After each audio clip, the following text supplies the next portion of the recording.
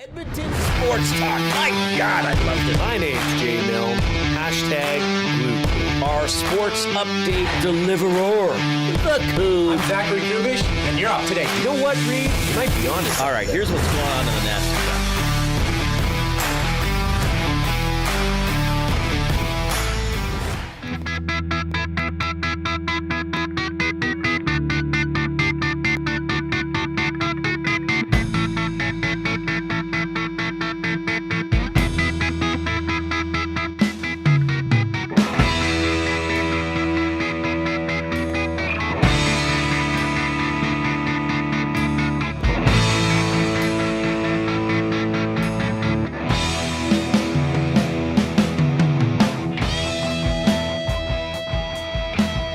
So, anything going on today?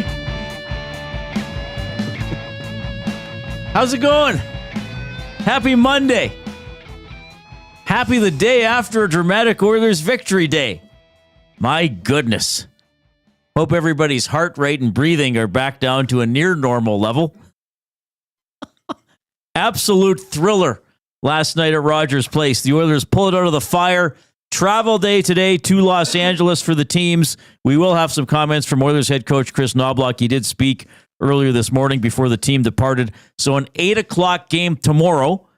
We will once again have an extended Reid Wilkins show. We'll go from 3 to 6:30 tomorrow. And then the GCL Diesel Oil Stream pregame show with Tom Gazzola and Hernan Salas. 90-minute edition starting at 6:30 tomorrow night. And then they're on after the game for the postgame show as well. There will be a Game 6 at Rogers Place on Thursday. Do you know the time for that one, Jay?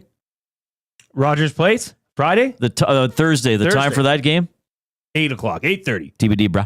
Oh, it's TBD. That's right. It's TBD. Probably 9. Yeah, it could just to start it as late as possible. Let's go 9. You know what? If you started a playoff game at 2 a.m. in Edmonton, the building would be packed. It would be packed. Pick it. Was there a time at which you could start a playoff game at Rogers Place that it wouldn't be packed? I don't think there would be. 3 a.m., 10 a.m. Well, 10 a.m. would be no problem for people. You just don't go to work and you go to the game. Oddly enough, I think starting the game at midnight would be an easier sell than starting it at 9 a.m. You think so? I think so. Well, I guess depending on the libations being sold in accompaniment with the game. That's what I'm thinking. You know, it might be a rowdy crowd, but I think it would be an easy sell. Like, let's face it, it would. No matter if if that happened, it would still sell out, and the TV numbers would still be massive. Yeah, I mean, look what you get to watch. Look what you get to witness. Well, this has been an amazing series, and this is what I love about my job in general, and then specifically we get into the playoffs. So 1 week ago at this time, if you went back to 3:03 p.m. 1 week ago. The series hadn't started. It was about to start that night. Think about everything that has happened since then and everything that you've been through as likely an Oilers fan. I know we have some, obviously because of our connection with Winnipeg Sports Talk, we generally have several Winnipeg people tuning in. We probably have some LA Kings fans tuning in to be like, what are they saying in little old Edmonton? Well, welcome. Welcome, first of all. But I mean, think about this series. 6-5. The Oilers coming back from a 4-goal deficit. 6-2 in Game 2. Oilers' third period rally. The failed coach's challenge in Game 3 on Friday. And then clearly last night, the Oilers on the brink of being in a probably insurmountable deficit and then dominating and winning it. Like we've been through all this. We've been through all of it. And there's still at least 2 more games to come and then maybe 3 more rounds to come. Wouldn't that be something? I will use the term that I've been using for several years as the Oilers have become a perennial playoff team. Embrace the tension. Sure. You know what the alternative is? Well, most of you live the alternative unless you're a really young Oilers fan. That is sitting on your couch watching other teams play these thrilling games and saying to yourself, I wish the Oilers could be in a game of this caliber or magnitude.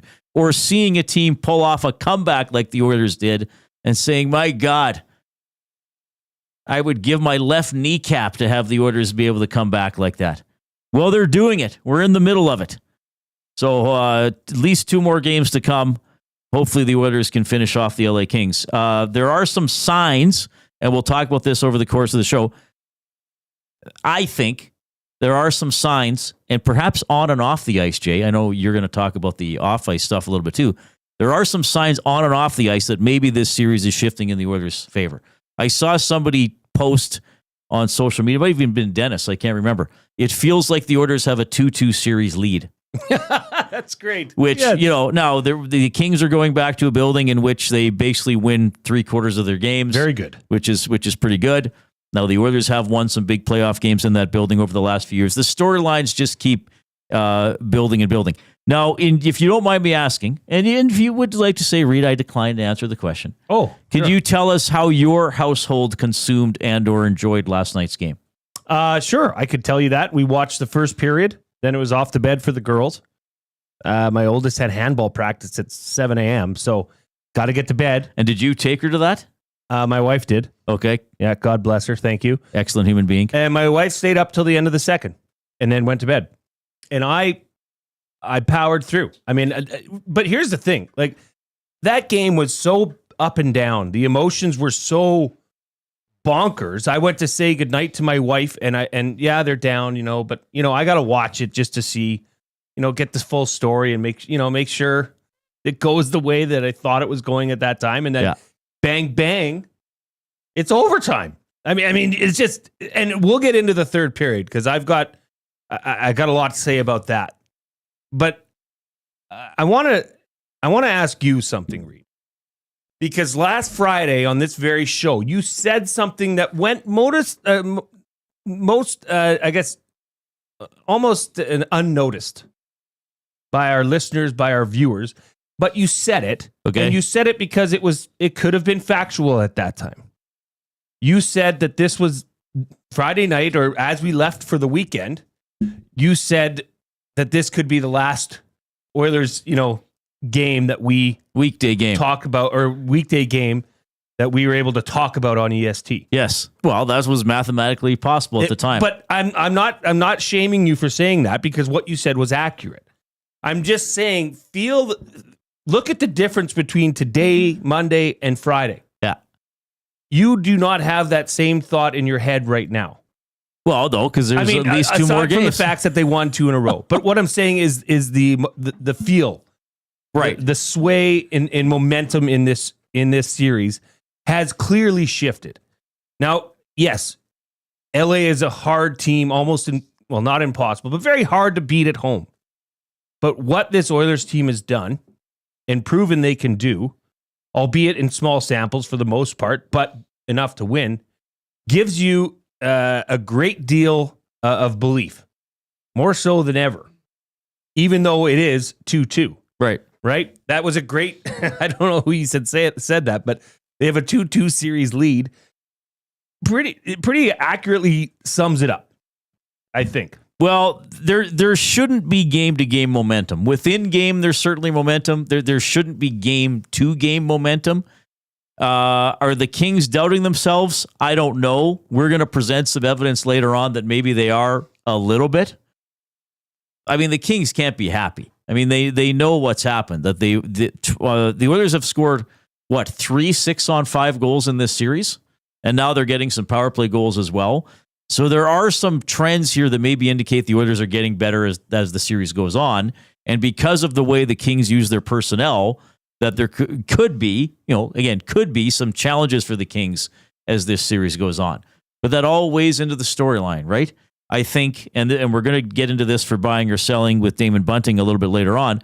I think the demeanor of the two coaches is interesting to contrast because I think it's quite different. I think some handling of potential video review situations is very interesting. And then I think you factor into all that. Look, I thought last night, and I know Tom Gazzola disagrees with me. He doesn't think it was to the extent I did. I'm curious what you think, Jay. I thought the LA Kings were outstanding through the first 2 periods. The thing that concerned me through the first 2 periods was if this is LA's best, they can beat the Oilers' best. When they check like they were checking, don't let the Oilers to the net, do a great job standing up at the blue line, make enough good offensive plays, to get their goals. And I mean, they were out shooting the Oilers by a wide margin most of the night. And then even in the third period, I felt as if LA is fine with this. They're fine saying, we don't need to score. We believe we can defend for 20 minutes. And they almost did it. I mean, the Oilers got a bounce on the Bouchard goal. Now, the flip side to that is when you're in the other team's end almost the entire period, you're more likely to get a bounce when you keep putting the puck at their net. And then look, late game execution. Here's what I think about that Byfield failed clear. So he tried to maneuver around Bouchard at the blue line. I realize if that was an Oilers player, the whole show would be about this guy letting down the team and the fan base and how could he be so awful. But I look at that and I think, okay, Byfield gets the puck and Bouchard's across from him. Byfield knows that Bouchard can knock the puck down with his hands or with his stick, right? So he's probably thinking, if I flip it and I fan on it, or he gets his stick on it, they're going right back at the net. And let's face it, guys, it's Bouchard. Is anybody listening afraid of being body checked by Evan Bouchard? Never seen it. Okay, right. So I mean, so he's probably thinking, I maneuver around this guy. He can't check me. He doesn't check. And even in that situation, Bouchard didn't really body check him, but he got his stick on the puck and kept it alive. So I think Byfield made a split-second decision that turned out to be the wrong one because Bouchard made the play in that moment. But the Oilers were in a situation to, again, pull off some late-game execution, pull off some late-game magic. And it was getting... So side note, how did I consume the game? I stayed in the press box the entire game. Usually at the last TV timeout of the third period, I will go down and watch the end of the game in the media room there. Kind of like a workroom / dining area for the media. So then you can hustle over to the dressing room as soon as the game ends. But, the pace is different in the playoffs. We don't seem to be getting into the dressing room quite as quickly. So I was like, I got to stay up top for this. Because if they tie it, I want to be actually in the bowl for it, not watching on a screen underneath. So then I saw that live, and then I was like, well, obviously I'm staying for overtime. I forgot where I was going with this now, but I mean, just it's incredibly exciting. And oh yes, I was going to say because I stayed in the arena in the actual seating. It was tense. Like you can even hear it a little bit on the replay. Like, there were some people yelling "shoot" the first time it went back to Bouchard, and he put it back over to Draisaitl, and then back to Bouchard, and he lets fly, and he puts it in, and the place just erupted. I mean, the crowd has been incredible, I thought. I mean, yes, it got a little quieter as that game went on. There wasn't a lot to cheer about in the first 40 minutes. LA did an excellent job, but I guess I'm wondering now how the Kings feel if they're sitting there thinking we played our best and we still couldn't win, or if they're thinking we played our best and they needed a bounce or two and an incredible play at the end of the game to win. We're fine. Well, you brought this point up last week, and the honest truth is they didn't deserve to be in that game at all through the first 40 minutes. They didn't. I mean, you get Fiala scoring that goal to go up 3-1. Yep. Then, that's kind of it. That's where you thought it would end because the King controlled the pace of play again. Yes. Okay. But you asked this last week about Oilers players when the Oilers tied it up and then Knoblock went right back to the big guns to try and get the job done. It ends up backfiring on them, right? Deneau scores the muffed shot. But you asked, what's it like sitting on the bench as a depth player, as a Jan Mark, right? Sitting there saying, well, what am I worth? What am I doing here? Right. You don't trust me in this moment? Well, think about all the Kings players, and I have the amount of time they played in the late second throughout the rest of the game, which is not a lot for about 5 players on the Kings that were essentially benched. Yeah. So that's the same issue because they were gassed in the third period. I mean, I don't want to give away too much, but that is going to be my fired up. For Oilers fans, you should be fired up about how this coaching staff has mismanaged the team and not allowed them to just play the game they were already playing. I don't think the Oilers belonged in that game until the third period. Then a few bounces go your way, but you're right. You have to be in the area, in the spot, to have the opportunity to put pucks on net and have those bounces happen. Yeah. So yeah, there is a lot to get to, but we do have to get to what's the story of the day here at EST, certainly on our station, right? Is we're going for thumbs. Yeah. We're going for a show record, which is... Did somebody turn me up? Click, click, click. Must you click? Please, please click. Must you click? You must click. Thumb, thumb, thumb. All right. So first of all, if you're taking us in on the YouTube stream, there's a lot of ways to consume the show. EdmontonSportsTalk.com. You can just go to the website, check things out there.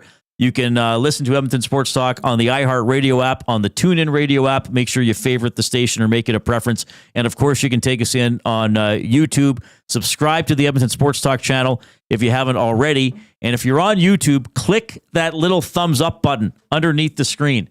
Give us a click. So we understand, according to our COO, Matthew Wannock, never in the history of Edmonton Sports Talk, brief history, and I guess a briefer history in terms of having 12 hours of live programming, but never has every show on the station received at least 100 thumbs up. That's correct. That will happen today if we hit the thumbs up, which we have pretty much every day since like the first week of the show. Yeah. So first of all, that would be a station record. Second of all, we want to go for it. Oil Country's feeling good. Yeah. Major storylines, a lot to discuss. Luke Gazdic is coming up. For now, let's just say show record, which would be 330 thumbs. 330 thumbs, we believe. But secretly, we want to go higher. We want to go higher. Because the morning show got over 1,000. The morning show got over 1,000. Morning show got over 1,000, so we think we can do pretty good. I mean, this is the days in your sporting life that you live for. Yes. You live for this. You're in the good old days. Yeah, we're in it. Realize it and give us a thumbs up for the good old days. You're in it. You're right here. You're living it right now. Yes. Don't delay. Some like 20 I got goosebumps. 20 years from now, the Oilers are going to lose a playoff game 3-2, and they're going to fumble the puck 40 times in the last minute with the goalie pulled, and somebody's going to say, "Remember when Bouchard would just fire one in the last minute when we needed one? Like, wasn't that LA? They beat that one night. Yeah, remember that time when we had that option. So we're right in it. So let's build on that for our station. And yes, you're helping us, but you're helping find like-minded people. Well, that's to tune in as well. That's the goal. You're helping to build something you like consuming as well. So hit that thumbs up. We want to climb. Click, click, click. If you like us and want to have other people hear from us, yes, and share in what you love, then click it. Or even if you hate us, but if you like listening to us, because some people hate listen, that's fine too. Yeah. Give us the thumbs up. Some of the best listeners are hate listeners. Yes, that's very true. They're quite compelling. All right, and if you're on YouTube, you can chat mostly with each other, but we might pick out a comment or two along the way as well. In the old chat function, the nasty chat, you can email Reid at EdmontonSportsTalk.com, Jay at EdmontonSportsTalk.com. My goodness, Jay, I just realized I inadvertently closed my email. I probably have 4 or 5 limericks already. Let me get this open. Wow, no limericks yet. Oh, wait. No, you gotta get them in. Reid at EdmontonSportsTalk.com, Jay at EdmontonSportsTalk.com, and you can text 780-218-9999. The afternoon inbox presented by the River Crew Resort and Casino, home of Tap 25 restaurant, where the entire menu is 50% off 7 days a week from 2 to 5 p.m. All right, Luke Gazdic is coming up at about 3:40. We're also going to, we don't know where this is going to go. No idea. This is one of these off-topic topics, and I guess a lot of them are like this, but I feel like especially today, this could be one where people are like, got nothing. I don't think that's going to be the case. It could be we are going to get the most ludicrous, creative, laugh-inducing responses ever. The off-topic topic is presented by William Huff. Since 1952, William Huff has provided industry-leading advertising solutions for thousands of valued clients. Their unparalleled customer service, combined with decades of industry expertise and a desire to make every job the very best it can be, is what they call the William Huff Advantage. Visit williamhuff.com or give them a shout, 780-454-4536. For the off-topic topic, we want you to tell us reasons why the linesman won't drop the puck. Golly. How frustrating has this become? Why won't they do it? Please tell us. Yes, be creative. Be witty. Because it's driving us nuts as much as it's driving you nuts. Now, the truth of the matter is apparently this is a league initiative, right? to stop players from cheating on it's just frustrating. on the faceoffs. But why? But Why? then I've seen some face-offs then where they've waited and they've dropped it, and one guy wasn't ready, and he's like, "Well, you're not going to redo that?" Yeah. It's been happening most of the year. It certainly has been happened to Draisaitl a lot, but now it seems to be happening to both teams. It helps the team that just committed an icing, because both teams did it last night after an icing. Oh, I'm going to fart around and get a warning or whatever, and we'll get a few seconds rest. But it is noticeably frustrating. It's noticeably happening around the league. It is frustrating. I mean, I put on Twitter last night, the job description as a linesman: call icings, call offsides, drop the puck, but that last one's optional. Like, what if a guy just refused to drop it? Yeah. Oh, I don't know. You're in my world now, You're Jablonski. I'm not going to drop the puck, Jablonski. What are you doing? Well, what they should start doing is just putting Henrique on the wing and having whoever else come in and take just another get breather. kicked out. Get kicked And out because then- it's going to happen anyways. Right. So And why then- not? So that's what you could tell us. River Crew Resort and Casino inbox. Text 780-218-9999. Post it in the nasty chat on YouTube, or email reid@edmontonsportstalk.com, jay@edmontonsportstalk.com. Reasons why the linesman won't drop the puck in the National Hockey League. And Kyle the Embalmer sent in a message to the River Cree inbox. Do you think Knoblock should have challenged? We're going to get down to We're that talking about that in the next segment. right away. Right, the next segment. All right, we're off to a flying start. Man, oh man, what a day. So much to dive into. Luke Gazdic again in about 18 or 19 minutes. Here comes the Coob with a sports update.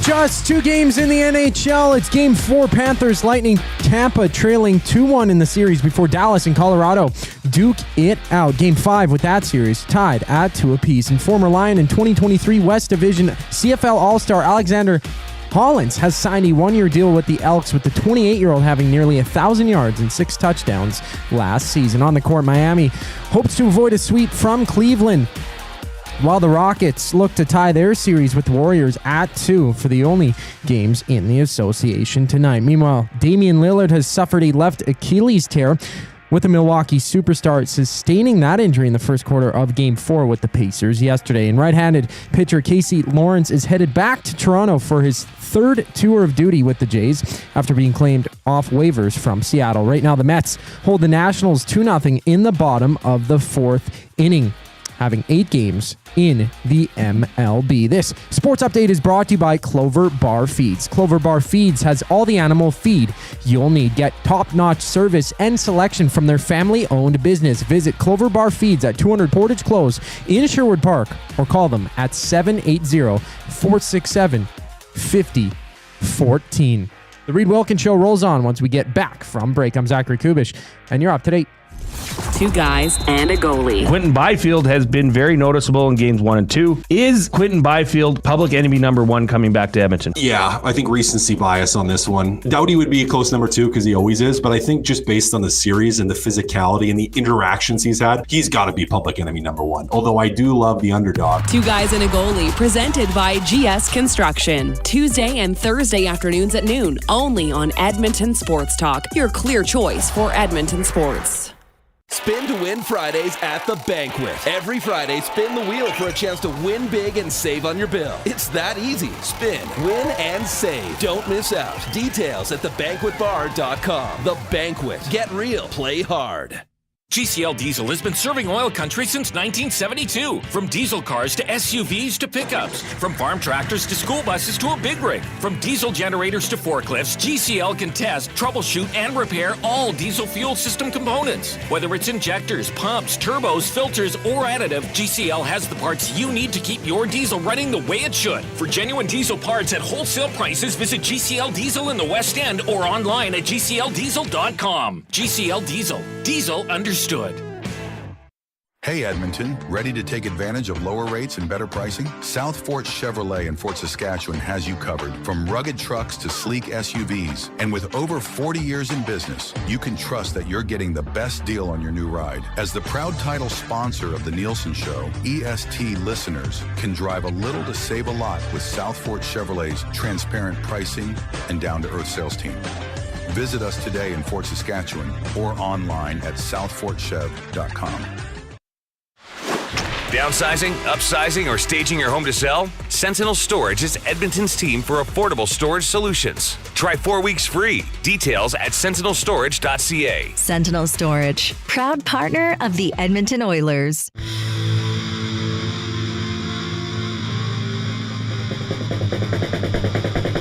Why did you leave me so fast? You never gave me a helping chance. Just fall out. Well, it must be a big day if we're playing North Shore coming back from breaks. Jason Milne on the lead vocals. I always feel I have to give context for this because I think we're getting some new people tuning in. Jason Milne was the lead singer of a late 90s, early 2000s band, rock band, originally called Brody and then called North Shore. Yes. One album under each name. Some of the times in my life. And that was Fallout, your best track, it seems. It was the hit, Reid. That was the hit? It was their number one single. Well, was it number one? On what chart? None. Just our parents. In the Milne household. Yeah. By my parents. Yeah. Yeah. They liked it the best. Oh, that's awesome. All right. Keep clicking the thumb. What do you want to do with the thumbs? Let's go for 200 before Luke gets on so we can why not? impress That him. would impress Luke. Yeah, he would be impressed. We'd have to talk to him about it, see what he could do. Yeah. Maybe he can tell all the Sportsnet peeps. He could tell all his former teammates to go in there and click. Yeah, get in. Go listen to the show. It's the real deal. And they're actually being nice to you guys today. Jay and I, for the most part. Jay and I, of course, are in the banquet studio. Celebrate your birthday at the Banquet Bar. Amazing drinks, great vibes, and unforgettable memories. Book your party today at thebanquetbar.com. Great to have the Banquet on board as our presenting sponsor for the studio. Jason Milne, Reid Wilkins with you. Zachary Kubish is our sports update deliverer and our technical producer. Definitely amazing times in oil country. Still a lot of work to do in this series, but definitely a victory that will never be forgotten. 300% more hope now than there was on Friday. Yeah, that's the thing. Right? They did what they had to do. Let's not forget that. I mean, everybody was saying, and it was grim at that time to say, well, they got to get both these games at home. They did. Considering how LA was playing, you wouldn't think that would have been possible. Some might even say impossible. Apparently not.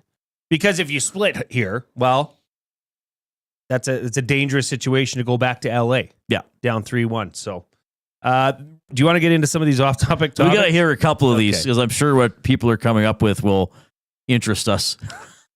Matt at the Garrison, the lineman won't drop the puck because he thinks Leon's breath smells. Wouldn't you want to drop it sooner then? I don't know. Yeah. The lines, they keep the pucks in a cooler in the penalty box so they don't bounce as much. The linesman won't drop them because they're too cold and sticking to their hands. That comes in from Big Uke. Pinto Creek, and this could very well be actually true, is that the reason the linesman won't drop the puck is because their grandma is watching on TV and they want to make sure she has an opportunity to see her grandson. Like the extra close-up time. Yeah. Yeah, maybe. Oh, it's just annoying. I get like you're trying to do something, but it doesn't seem to be working out all that well for the NHL. No, everybody's just getting mad. Everybody's just getting booing at the linesman. Mex Bezozu says they are pleasure delayers. That's also very possible. They're just like, this game is so good, I don't want it to end. I'm going to hold off dropping the puck. Similar to how players don't shoot on the power play until the crowd yells, shoot! The linesmen are waiting for the crowd to yell, drop the We need a drop the puck chant, apparently. That would be awesome. That would be incredible. I think we should encourage Oilers fans to do that for Game 6. Just go in to drop the puck as soon as the linesman is lining up to drop it. I think that would be excellent. That would be amazing. That would be a nice cheeky way to let them know how you really feel. Yeah. Because I think they like getting booed at. Then they're, oh, look at me, I'm getting booed at. Grandma, look at me getting booed at. I'm supposed to be evil. Yeah, I'm a big bad referee. Do you think the ref you suck chants? I don't like it. I've never been a fan of telling somebody that you want to be on your team's side that they blatantly suck in front of the national television audience. I don't know if it works. Yeah, they're used to it. They have feelings, Reid. I know they're supposed to be robots, but they have feelings. They put on their pants one leg at a time, just like you and I do. I was very surprised in the third period that the Connor Brown, was it Edmondson that slashed the stick? Yes. I can't remember. Yes. Usually a broken stick is an automatic penalty, which maybe it shouldn't be, but it has been. So I was surprised that didn't get called. And the Moore trip on McDavid in the third period, there'd been two similar trips called in that very game. And that was probably worse than the trip that got the Oilers the penalty in overtime. Yeah. Well, I don't know. I guess they were both the angle trips. of that trip was pretty bad. I mean, Gavrikov's leg was out, extended. Yeah, he stuck his leg out. And plus, he was a tired player, not moving his feet. He which wasn't makes the it even only look, one. Well, true. That was tired. The entire Kings were proved, which we're going to talk about. Okay, what do we want to do here? Do we want to address the non-challenge because we had a question about it. Tom and I had a couple of questions about it last night when I was doing Reid's Read for Edmonton Garrison Memorial Golf and Curling Club on the post-game show. Yeah. Because to me, it was clear that shouldn't be challenged. Okay? Do we have a video? Yeah, for we this? have people on YouTube as well. Well, we'll talk you through it if you're on the audio stream. You probably saw the goal. So this is Fogle in front. This is the one that Connor Brown accidentally shot back towards his own net, and then Fogle jammed it in. Is this the one? No, Coob. That's the Hiller challenge from the other night. We need the need last night's goal. Corey Perry one? Fogle. Yeah, Warren Fogle. So Hold on, I got to get that. I should have sent it to you. Should be in your inbox. But the gist of it is okay, because we've talked about this. We talked about it early in the year, and they actually showed that Philadelphia goal that got pushed in by, what's it, Mechkov earlier against Skinner? Right. Where he was jamming away at the pad. And that, early in the season, you would think, oh, that's goaltender interference. Because as the rule says, if you're pushing the pad or obstructing the pad for the goaltender's use, it results in a no goal. Right. So that was shocking. But we learned that early on. And I think as that developed throughout the year, Coach Knoblock felt this is a 50-50 coin toss, really. And it could have been last night. Right. Right. And you just go down a goal. It could have been, Hiller part 2, but for the Oilers. But what was your take? Well, I think it would have been a waste of a challenge. In a rebound situation or where a goalkeeper and attacking player are simultaneously attempting to play a loose puck, whether inside or outside the crease, incidental contact with the goalkeeper will be allowed, and any goal that is scored as a result thereof will be allowed. Now, a goal cannot be scored by pushing the player together with the puck into the goal. But I think what's key to remember here is the offensive player does have a right to go after the puck, right? And if he's slapping the puck into the pad, even if the puck is against the pad, he's allowed to slap at the puck. Yes. Such as Evander Kane is allowed to slap at the puck as it's against Kemper's thigh or wherever it was on Friday night. See, the thing here for me, Reid, was that the blade of the stick was perpendicular to the pad, almost pushing it, like spearing it. So that was where that definition is lost on me, because slapping at the puck would say your blade is on it, which at the end of it, when the puck became loose after Fogle speared Pickard's pad towards the net, that's when the puck became loose and you can slap at it. So, but once again, that would be a really bad situation to put your team in, challenging that and not having it overturned. I don't think the Oilers would have won that challenge. I think it was pretty much a no-brainer not to challenge it. Personally, I understand there are some people who feel differently, but I don't think the Oilers would have won that challenge by any means on the YouTube. Yeah, so I mean, if you're watching on YouTube, you can you can see that as well. Here's what Knoblock had to say about it today. He was asked, did you consider challenging the Warren Foegele goal? We were, but we didn't consider very long. It would be different if the puck was, let's just say there was some separation from the puck and the pad. If he pushes the pad and then the puck in, that would be goalie interference. But that puck was pretty much lodged right on the pad. The player has free will to push that puck, make a play on that puck, which is exactly what he did. So pretty confident that if we did challenge it, would have been a failed challenge. Yeah, I agree. And if you're looking at the replay here, like Foegele tries to go to his backhand and he tries to put the backhand shot under the pad. Yes, in the process of his follow through, he hits the pad, but he was playing the puck. And again, in a rebound situation or where a goalkeeper and attacking player are simultaneously attempting to play a loose puck, whether inside or outside the crease, incidental contact with the goalkeeper will be permitted, and any goal that is scored as a result thereof will be allowed. So I think that's the key part of the rule. It's 69.7 in the rule book. You can look up the NHL rule book online and read the goalie interference 3 pages for yourself when you have some time for some free reading. But I think what they're saying is that's a kind of like a loose puck, kind of like a shot attempt. Foegele tries to score, doesn't. Yes, there's some contact, but Foegele has the right to put his stick there. And that's incidental contact in the pursuit of a loose puck. Pickard spids out of the way, and Foegele shoots it into the vacated cage. So I think it was the correct call. I think it was the correct call not to challenge it. Now, if there's 4 minutes left and that would have made it 2-1 Kings or 3-1 Kings or whatever, then yeah, maybe you challenge that and you hope you get it taken out off the board. I do not think that would have been a good challenge, and I think Knoblock kind of explained it too. Of course, we thought about it. They had to think about it, but they didn't see enough there to lead them to believe that it was going to be overturned.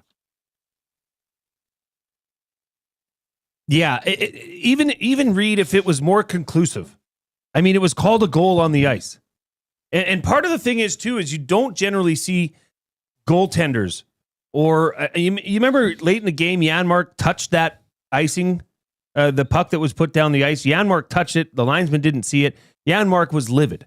You usually don't see that kind of reaction out of professional athletes unless they are certain with what they felt. Mm-hmm. You know, if something feels off, they're going to take it to the next level and moan about it a bit more. And that's why, Pickard was immediately like, no, this cannot stand. But the problem was it was called a goal on the ice. Right. And I think goalies, I mean, wasn't Kemper claiming that one of the goals in game 4 or game 3, the guy was in front of him, and I think Pickard did that too. So goalies I think now goalies tend to be a little bit more, I got touched, must be goalie interference. You see more goalies doing that than a player arguing an icing or something like that. Yeah, I don't blame him because it could go either way. And which is another reason, probably best not to challenge it at that point. And there's several people in the nasty chat saying, and it didn't really turn out mattering anyhow. So not like as much as the Hiller challenge on Friday, which in the moment I thought was a bad challenge. I mean, I called it an arrogant challenge, and that's exactly what it was. I mean, I don't know how he thought he was going to win that. All that time they had to look at it, calling a timeout to look at it further, and they still challenge it. Well, Oilers fans should be praising him for doing that. Well, yeah, absolutely. Because they might be praising him for doing some other stuff. Oh, well, we're going to get into a little bit later. Is that okay, Jay? Reid, that's fine. Any ideas from you on that? No, Reid. Yeah, geez. Gosh, can I ask a question anymore? Yeah. Why don't we ask Dennis what he thinks? If people don't understand what we're talking about, that's a teaser for later. You will. Probably soon. A lot of people went and found that.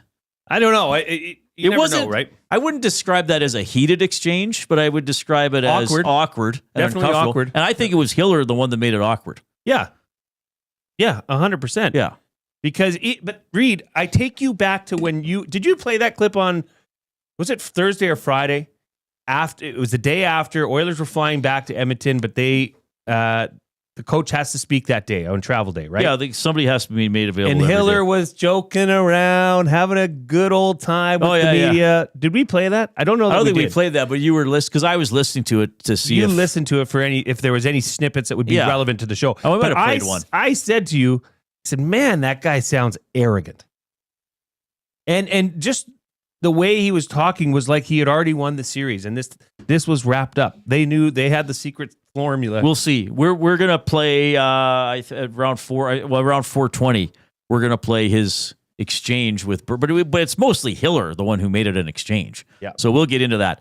All right, let's get 25 thumbs in the next 3 minutes before Luke comes on, so Luke can be extra proud to be a regular contributor to this show. Luke Gazdic coming up after the Coop.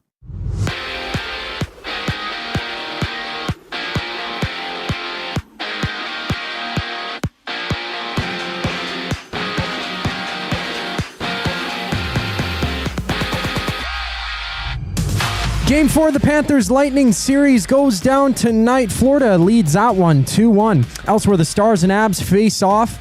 That series tied at 2 apiece entering Game 5. And the Elks have signed former West Division All-CFL receiver Alexander Hollins, with the 28-year-old spending the last 3 years in BC, having 16 touchdowns in 38 career games. In 2 games in the association, Houston trails Golden State 2-1. Entering Game 4, Warriors superstar Jimmy Butler is expected to return to action after missing Game 3, while the Cavs look to sweep the Heat up 3-0. And Bucks superstar Damian Lillard is ruled out for the remainder of the postseason with a torn left Achilles. Lillard exited Game 4 against the Pacers yesterday, suffering the injury in the opening frame. For the Jays, Casey Lawrence has been claimed off waivers from Seattle, marking the 37-year-old's third stint with Toronto, and there's 8 games on tap right now at the end of the 5th inning. The Nationals trail the Mets 3-0.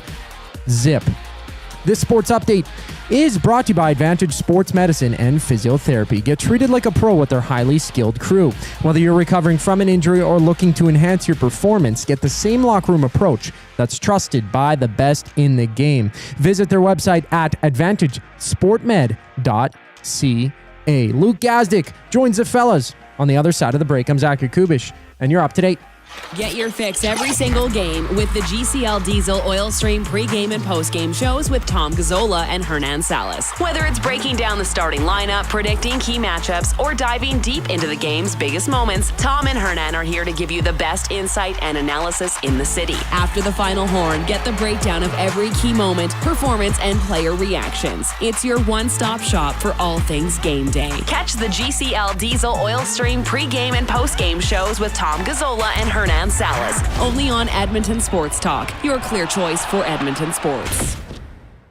Gallo LLP is an Alberta-based accounting firm with expert chartered professional accountants in both our Edmonton and Sherwood Park accounting firms. Our experienced and innovative accountants provide financial advice that saves our clients money. Simply put, we help our clients protect their assets and grow their businesses. At Gallo LLP, they go beyond the numbers to ensure the continued success of your business. Reach out to Preet or John to discuss how they can help your business grow. Visit gallollp.ca today and see how they can help you take your business to the next level.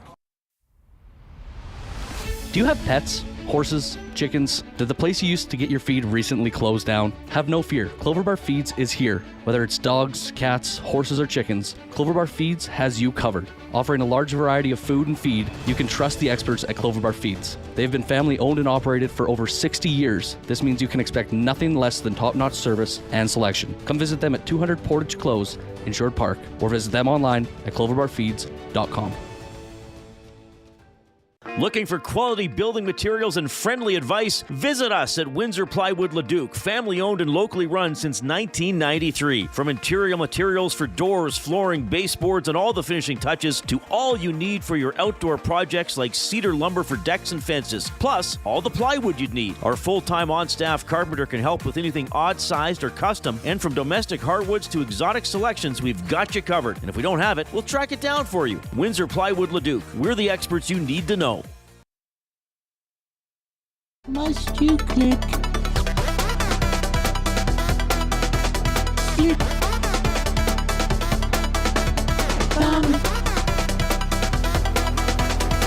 Must you click? Thumb, thumb, thumb. All right, there it is. The Click Thumb remix is put together by Zachary Kubish. We're going for a show record today on the Reid Wilkins Show with Jason Milne. We are at 185 thumbs. Do not delay. Keep clicking. Send the link to friends, family, co-workers, ex-girlfriends, ex-boyfriends, enemies you haven't talked to in years. Send them the show link and say, please click this. Let's keep building this day. So we've already done something that has never happened at Edmonton Sports Talk since it went to 12 hours of live programming. Every show over 100 thumbs, right? We're already in double word of the day territory, which we'll do at the end of the show.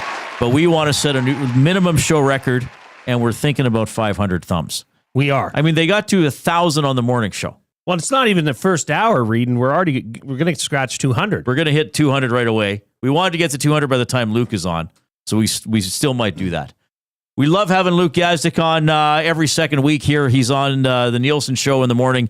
The other weeks that he's not on this show, I think that makes sense. He's on this show every second week, and he's on the Nielsen show every second week. Luke, my friend. So, just a typical Oilers playoff game, eh, buddy? Yes. What a ride. What a roller coaster ride that was. I'll tell you what, though. I went on with Dusty last week, and I had just been on the panel on the night before, and it was like the big boy panel, and I don't get to go in the playoffs with like the big panel very much, and they got shelled. So, I mean, it's nice. It was nice to be on a panel last night when they come out with the win and all that stuff last night. But yeah, up and down for sure, guys. All right, so I thought and I'm curious to get your opinion on this because Tom Gazzola kind of disagreed with me. I thought the Kings played really well. I thought they played the style of game they wanted. They checked. They clogged up the middle of the ice. They lined up 4 guys across the neutral zone. They still showcased they have offensive ability. And I thought the first 40 minutes was like ideal LA Kings hockey. And it worried me because I thought maybe the Oilers are playing the best that they can, and the Kings' best is just better than the Oilers' best. And then I thought the Kings just focused on defending in the third and didn't, the Oilers got a bounce, and I think playing defense all the time can be tiring. But how did you see maybe the first 40 minutes of what LA was able to do last night? I think that's a pretty fair assessment. I think that's the best they have, or the best they're going to look. Kemper played unbelievable too, by the way, like was outstanding. Don't ask Jim Hiller again for a different approach going into the third. I don't know if you caught that one. Well, we're going to play it later and break it down. Yeah. Oh, he wasn't too happy with that reporter. I thought it was a fair question, to be honest. But that's what I saw. They just started defending, and they just started sitting back. So they sit back like usual, but even more in that third period. And they got into trouble with personnel, right? You cannot, at this point, this early in the playoffs, not use your fourth line and your third D pairing, like at all. It was the most bizarre thing I had seen. I think Helenius was the least. He played 114 or 140. More Rivera on the back end played 2 minutes. I was sitting there with Derek Lalonde, and I kept asking him. I was like, this is trouble for them. As soon as they got into OT too, and it was like 10 minutes in OT, I said, do you have to find that fourth line a shift? He's like, I'm so surprised he's not rolling them over. And they just ran out of gas. We just kept yelling back to the stats, hey, is this a career high for this guy? Is this a career high for this guy? And like, it was like Edmondson, yes, now it's a career high. And like every shift they just kept adding, and you could just see how more tired the Oiler forwards were making them work. It was great strategy. Just high flip over that trap and just continue to make him work. And I thought they ran out of gas. That's where I thought Chris outcoached Jim last night, was managing his lineup a little better. Luke Gazdic joining us here on the Reid Wilkins Show. I'm going to ask you this one first, Luke. Hyman, Draisaitl, Klingberg, Frederick, and obviously Vander Kane, they had not played together. They were, resting those players at the end of the season for good reason, because they knew what matchup it was going to be. The games didn't really matter. What part of the Oilers' newfound ability to go, I can only call it like full Oilers or full McDavid or whatever you want to call it, how much does that have to do with the fact that this group is getting more time to play, to practice together, to skate together? And do you think that's just them starting to gel? I said this almost exactly the same last night to Ron, was that they continue to look better and better. I think Frederick is the microcosm of that for me. Like, he really struggled in games 1 and 2. I don't think he was outstanding last night, but he was better than he was early. And I think the more we go along here, the more shifts, the more games, these guys are going to get more and more familiar with each other. Kind of thinking about it now, looking back at it, it's crazy. All the guys they just threw into the lineup for game 1 and we're just like, go. Like, here, you guys figure it out. And I think the more we go into this thing and the further we go along, these guys are going to get more and more comfortable with each other. You played with Connor. You roomed with Connor. You know Connor McDavid. Normally a pretty reserved fella when he's in on a goal or scores a big goal. But I want to know your takeaway from that exuberance that came from Connor McDavid after being involved in that final goal, and specifically going directly the opposite direction, right to Calvin Pickard, and essentially screaming in his face for 10 seconds straight. I always went to the goalie first. I preface, I was always coming off the bench. I wasn't part of the team that scored, but I always went to the goalie. I always thought that was one of the funniest things in hockey, just seeing which guys were going to peel left and which guys were going to peel right. I'm glad he went to Pick, man. I got it in on the air last night, and I was happy I did, because we had like a list of 4 or 5 things we were going to get through, and Pickard wasn't on him. I was like, this is insane. This guy just made 38 saves, and maybe it didn't feel that way, but I felt like Connor too in that moment. Man, he was so good. He was so dominant from the third period on. Call it halfway through the third period. Like, that was pure and utter domination. And I mean, I sat here on this show. This isn't like an I told you so. It's just kind of like I saw this thing coming. Like, we watched this last year. We watched Leon and Connor struggle early in the season to figure out the Kings and their defense and the way they play. And you're like, they've played them enough. It shouldn't be that way. But it was almost a carbon copy of last year in that it took 3 or 4 games, but then they figured out how to play this. And for Connor, that's skating. That's skating and just skating right through the trap and making their D work for it. But quite the exciting overtime for him, I will say. I've been talking about this, and I base this on just the experience of people like you that I talk to and I've gotten to know over the years. That pro athletes at the highest level of their sport, regardless of what it is, are incredibly confident and are very good at selling themselves that they still have the advantage, or that they were unlucky that they lost, that they're still better.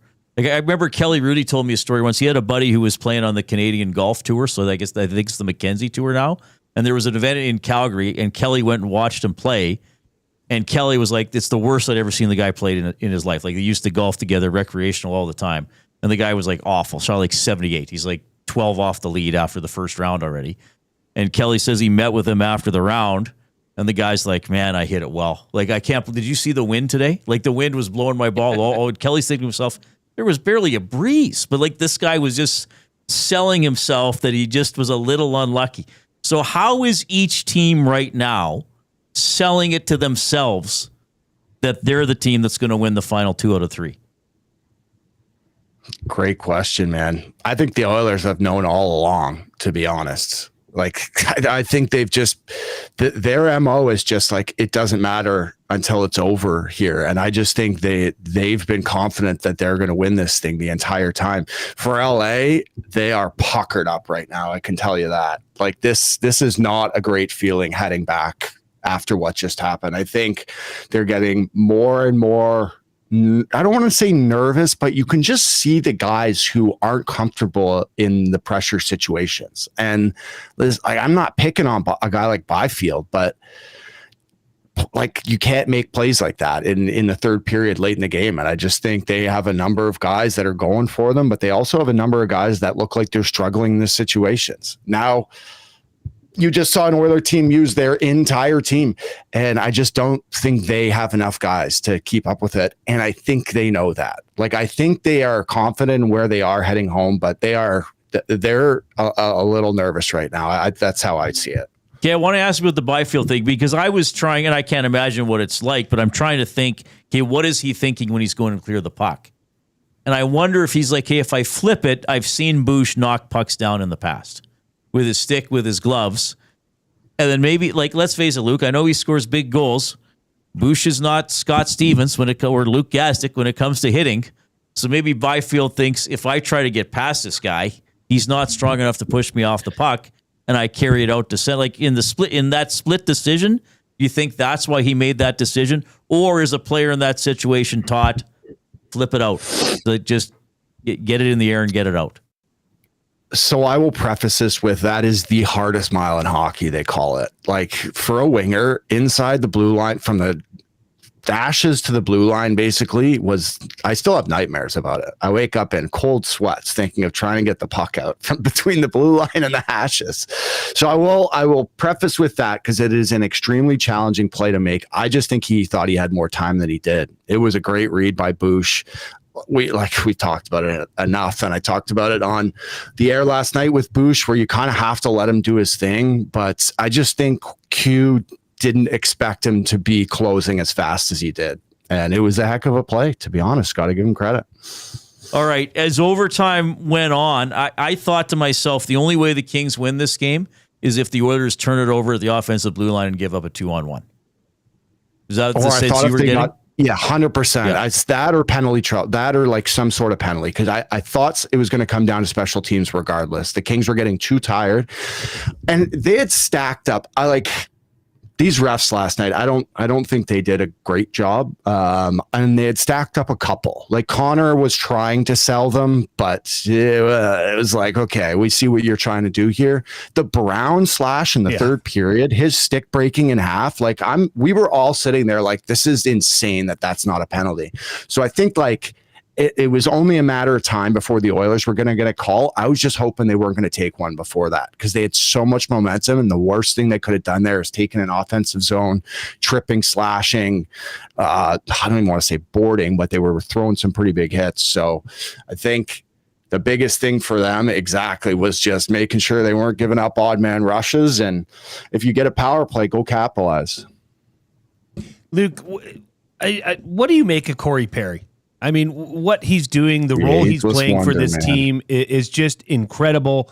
At his age, he's one of the top, 4 or 5 players, for this playoffs thus far. Yeah. Oh, for sure.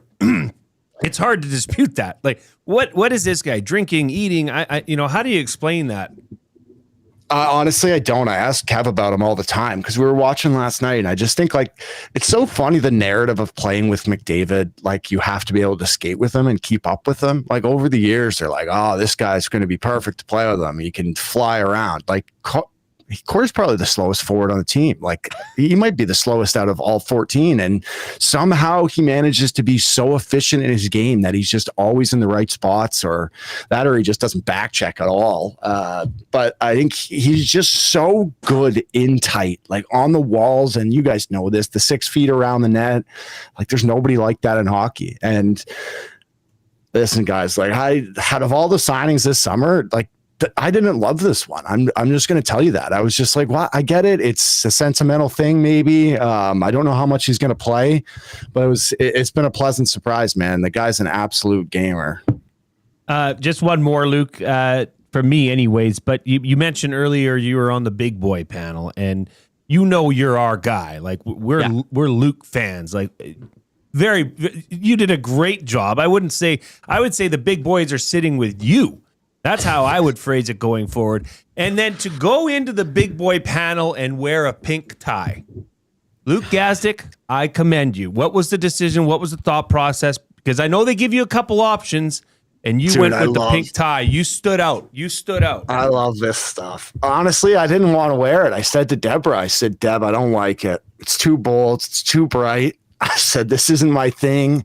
But she said, just try it on. Just trust me. Just trust me on this one, Lukey. So I did. And shout out Deb. I think it looked it looked great. It's a good combo on me. You're right. My other choice of outfit was a burnt orange suit. It was like Edmonton Oilers copper orange. And I was just like, A little early for this. Little early for this one.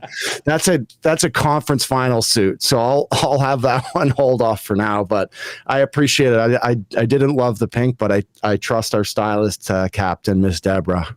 Oh, so but you can pick your suit. You're not totally told you have to wear this today. Yeah, 3/4 of the time, BXO walks in and just goes, "I'm not wearing that." Turns around. Whether it's just a subtle adjustment where he's like, "I don't love the tie," or "I don't love the color," or if I'm wearing blue, Juice doesn't want to wear blue. So we walk in. I'm at the bottom of the barrel for changes. So I usually just take what's given to me, and if it looks good, I'm like, I trust them. So, all right, when are you on TV again? Wednesday, Game 5 Jets, though. So I don't know if they're taking this thing kind of night at a time. So we'll see how the series goes. I would love to be back on it in some capacity, but for now, we'll see if the Winnipeg Jets can hold on. Luke, great insight as always. We love talking to you. So you'll be on with Dusty next week and then back on with us in 2 weeks. Thank you so much for your time, man. Have a great Monday evening. Yeah, you guys rock. Take care. That's the one and only Luke Gazdic, former Edmonton Oiler, now a panelist, analyst for Sportsnet, Hockey Night in Canada, all that fun stuff. He does a great job on our show. Love how he breaks things down. And great to have him. Was he not guest of the year on EST? Yes, he was. And quite frankly, he's making a case for it again. Yeah, he's what did Strudwick win? His hangout of the year, his acceptance speech was quite funny because he was like, "I will cherish this until Thursday at 3:32 p.m." Yeah, he pre-taped that acceptance speech. Yeah, those are great. I think. Well, did you hear Clausen's? I didn't hear it live. I went back and listened to it on the weekend from home because I just rolled into Ice House on Friday night after being in the dressing rooms, and Tom was saying, "You just missed an epic appearance by Josh Clausen," so I had to go back and listen to it later. I mean, what a legend that guy is. He is a legend. Can he get any more likable? I mean, he comes on the hangout, he's a rock star. He raps on stage with the Coob at the Estes, he's a rock star. He admittedly was into the tequilas that night and still called in and laid down another banger. Pretty good.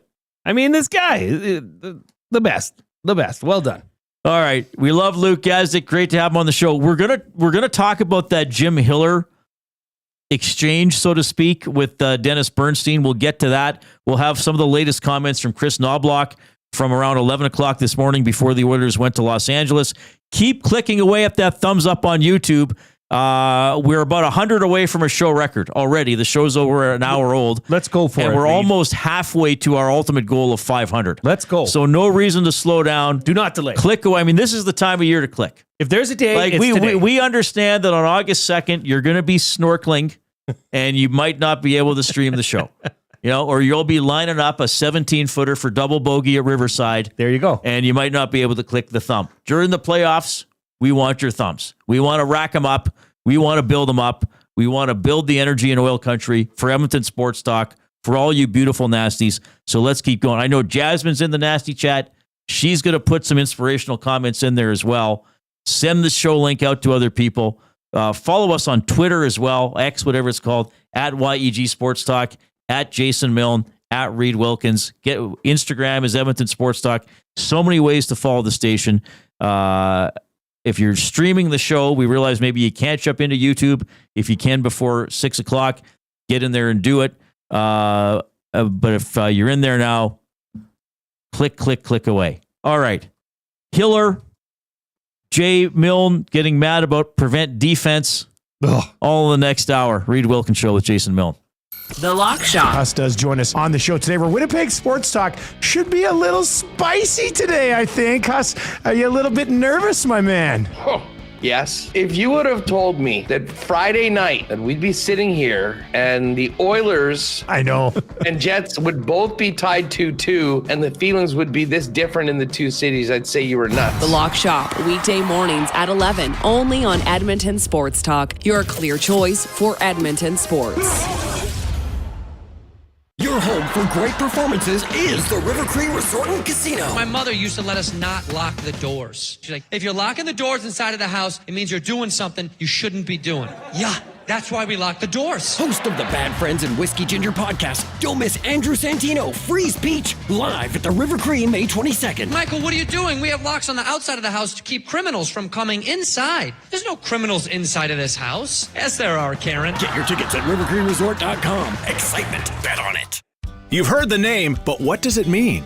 For over 66 years, William Huff Advertising has supplied signage from screen printing to digital to LED with design, production, and install in-house. It's a one-stop shop for all your signage needs. Edmonton owned and operated, William Huff has been trusted by the biggest companies and teams in the City of Champions and many others across the country to do the job. If you're looking for a way to get the word out about your company or event, they are the answer. Go to www.williamhuff.com. Their results speak for themselves.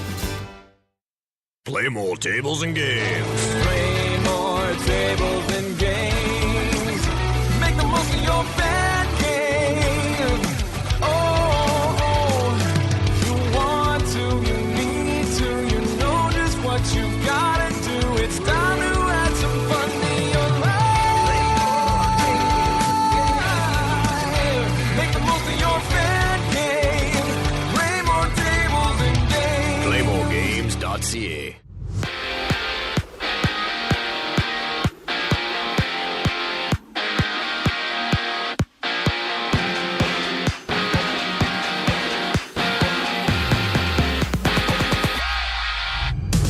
Pair games in the NHL. It's Game 4, Panthers, Lightning, Tampa trailing 2-1 before Dallas and Colorado duke it out in Game 5. That series tied at 2 apiece. And former Lion in 2023 West Division CFL All-Star Alexander Hollins has signed a one-year deal with the Elks, with the 28-year-old having nearly 1,000 yards and 6 touchdowns this past season. Out east, the Argos have added Browns' 5th-rounder Shadur Sanders to their negotiation list, and on the court, Miami hopes to avoid the sweep from Cleveland, while the Rockets look to tie their series with the Warriors at 2, and with Golden State's Jimmy Butler expected to make his return to action. And Damian Lillard has suffered a left Achilles tear, with the Milwaukee superstar sustaining the injury in the first quarter in Game 4 against the Pacers yesterday. In baseball, the Mets have taken a 7-0 lead over the Nationals in the top of the 7th inning, while the Twins and Guardians are about to go at it on an 8-game MLB slate. I'm Zachary Kubish. That was your sports update. You're locked and loaded here on The Reid Wilkins Show.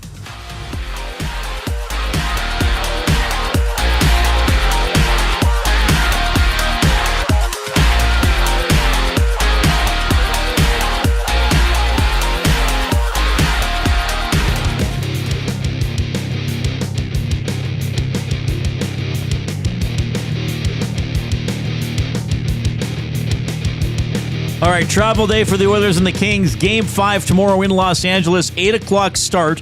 So tomorrow on Edmonton Sports Talk, our day of live programming starts at 6 a.m. with the Nielsen Show and will continue until game time. What we're going to do for this show tomorrow is extend it by half an hour, which we did for the 8 p.m. games last week. So we'll go until 6:30. The GCL Diesel Oil Stream pregame show will be 90 minutes instead of 60, which we've been doing in the playoffs.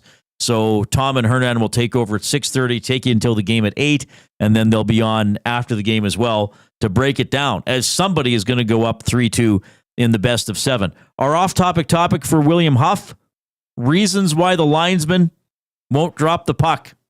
RC and Ladner has emailed Reid at EdmontonSportsTalk.com because even after several attempts by Leon saying, "Drop it," in a slow, deep voice, the linesman would still rather play tug of war with a slobbery puck until someone gives him a snossage and says, "Good boy."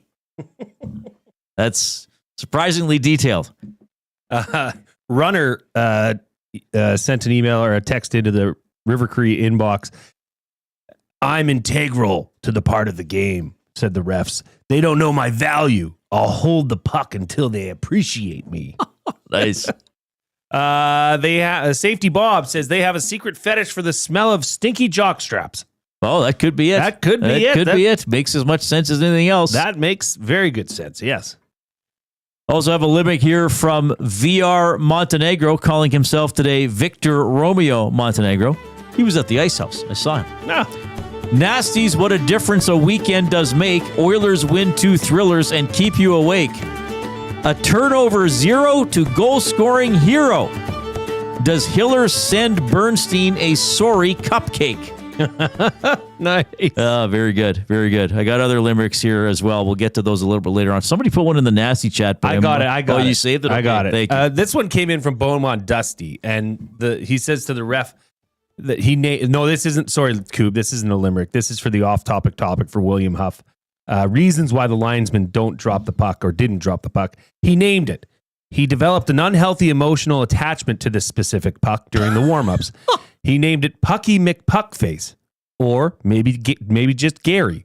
Whispered his dreams to it, and now the thought of subjecting his new friend to the violent clashing of sticks is just too much to bear. It would be betrayal. Oh, that's really good. Well done. Wow, that is intense. You make that's an idea for a movie right there. Yes. Oh, that would be great. Pucky McPuck. Oh wow, Pucky McPuckface. Pucky McPuckface. Round of thumbs for Reid. Shouldn't have tried to say that. Round of thumbs for Reid. Shouldn't have tried to say that. Whoa! Whoa! Well, between that and Gavrikov, you got to make that kept coming out wrong as well. I just want to quickly say this. Go and vote today. Great point. It's an election day. It's how you can participate in democracy. Go out and vote. That's all I'm going to say. We're not here for political discussion. We avoid those. We are not trying to get people to do that in our chat. I just think it's something important to go do. And quite frankly, I've never understood why why people don't do it. Even if they're disenchanted with candidates, then fine, find it. Whatever, get out there and vote. As much as we know that EST, what you're watching, the Reid Wilkins show, is an escape from politics. That's true. It definitely is. It is. So none of that here. It's not the place. But I got to ask you, because I went and voted this morning at my polling station with my wife and my mother-in-law. And do you feel more of a sense of a head nod or a good morning when you walk in and you're doing your civic duty and you're representing and you're casting your vote? You feel more like you're part of a common, I guess, purpose with the people that are there. It's a very cheerful place, a polling station. Yeah, they actually are. They are. Yeah, I mean, I guess sometimes you might have to line up or whatever. But you feel But generally, they make it like I advanced voted last Sunday, and they had more people than they needed working. But it was, kind of like, make sure you go there, make sure you go there. But I guess you'd sooner have too many people than maybe have a question or, wait, which line am I in again? So it's probably better off that way. I'm a day of guy. I always have been. I want to, vote and find out the results on the same day. But it is a happy place. Everybody's happy. They're doing their part. Yeah, well, why not? Right. There was even a candy bowl at my polling station. Oh, was there? Yes. I didn't notice any candy at mine. I didn't look for it, though. Yeah, they had those. I wouldn't have had any. What are those brown candies? They're like molassesy. Oh, what are they? Not the Werthers, no. No. Why is this Like escaping toffee? me? Yeah, it's like, but it's brown. And it's molassesy. Charleston Chew? No. Charleston The Chew. soft Werthers? No, it's not. No. It's a brown Taffy? wrapper. Gosh, somebody's going to say this right away. The name is escaping me, but they also come in a sucker form. Like a ball, a round shaped sucker form. Gosh. Kerr's Toffee? No. All right. Somebody tell me. Anyway, it's go a Tootsie vote. Roll. You got Tootsie about Roll. Tootsie Roll. Tootsie Roll. Okay. A Tootsie Roll. Go vote. Get involved. That's democracy. Get in there and vote. And people, well, my vote doesn't make a difference. Well, it might. Go vote. All right. 780-218-9999, the River Cree Resort and Casino inbox. Keep giving us the thumbs up. If you're watching on YouTube, we are at 250. And we at least want to get a show record of 330. We would love to hit 500. Well, we're halfway to our show goal. And the show is barely over a third old. So keep clicking in there. Tell your friends and family to click. Let's do it. Vote for this show today as well by giving us that thumbs up. Time to dive into the Oil Understood, presented by GCL Diesel, providers of the best diesel engine components around. From turbochargers to injectors, fuel pumps to sensors, they are the critical engine component experts. Proud to serve Edmonton and Northern Alberta for over 50 years, and now a partner of Edmonton Sports Talk and the Reid Wilkins Show. GCL Diesel. Diesel!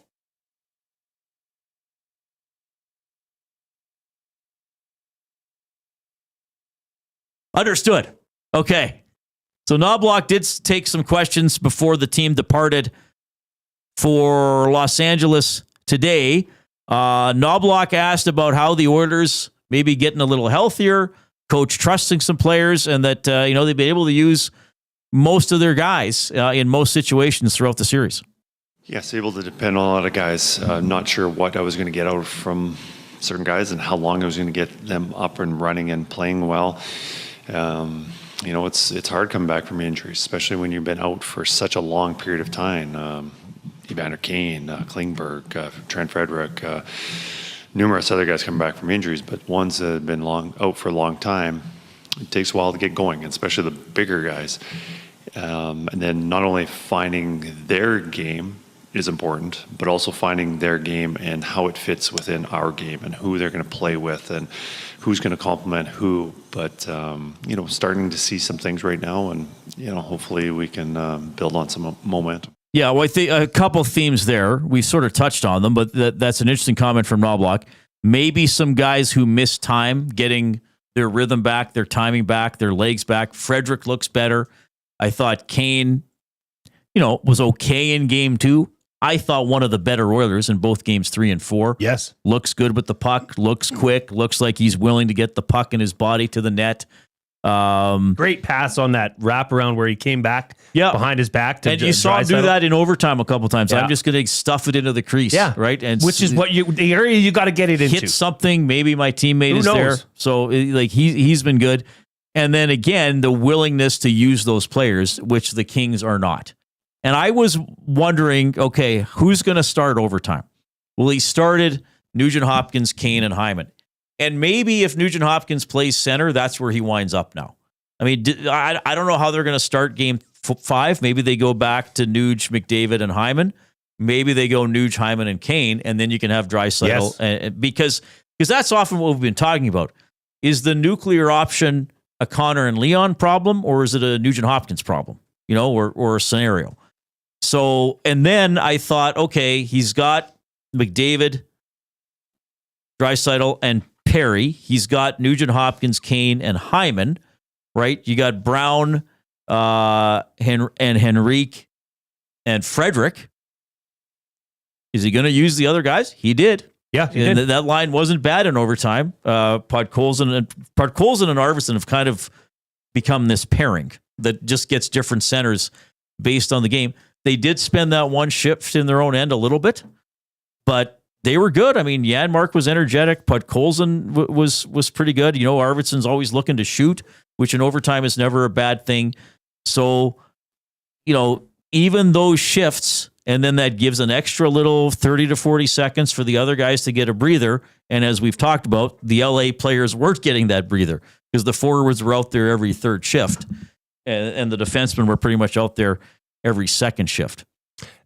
For a guy that played 934 in Vasily Podkolzin, I sure have liked his game. He's adding a physical element, and he's getting underneath people's skin. I know after Kempe took that penalty, he gave him a little shot on the way to the penalty box. Just little things like that maybe make somebody else think about you rather than the game. I've liked what Podkolzin's been doing. What is this one? I don't know if I can say it. Well, I guess I can say it after what I accidentally said earlier. Great ass Fraser in the nasty chat with a limerick. What we want is a ref, what we'd call a rules chef. To appease the mob, just do your job by not being blind and deaf.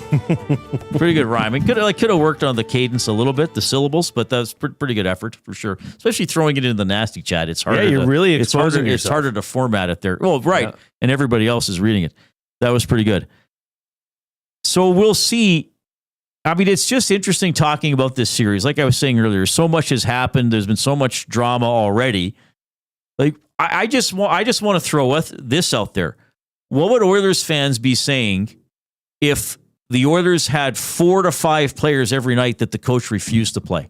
Just refused to play. You'd either be saying, well, the GM sucks and he gave him crappy players, or you'd be saying, don't at some point you have to trust these guys, or find guys in the press box that you can trust if you're not going to be playing those guys? That would be that's not good. Because you know what happens is the other people have to take on that role, that job, and that ice time.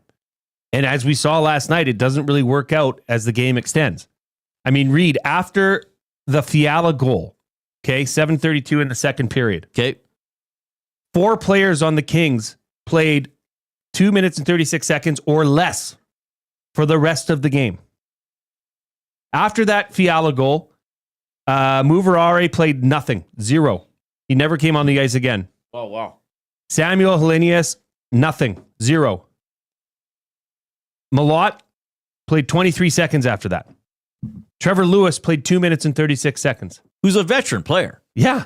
I mean, you've got a winger, a D, and 2 centers that didn't hardly play for the rest of the game. That's not a recipe for success. So one thing that we've talked about is that with some of the Oilers' depth players, they might get their minutes cut in the third period. And we've discussed, I wonder how they feel that they get to do something for 35 to 40 minutes.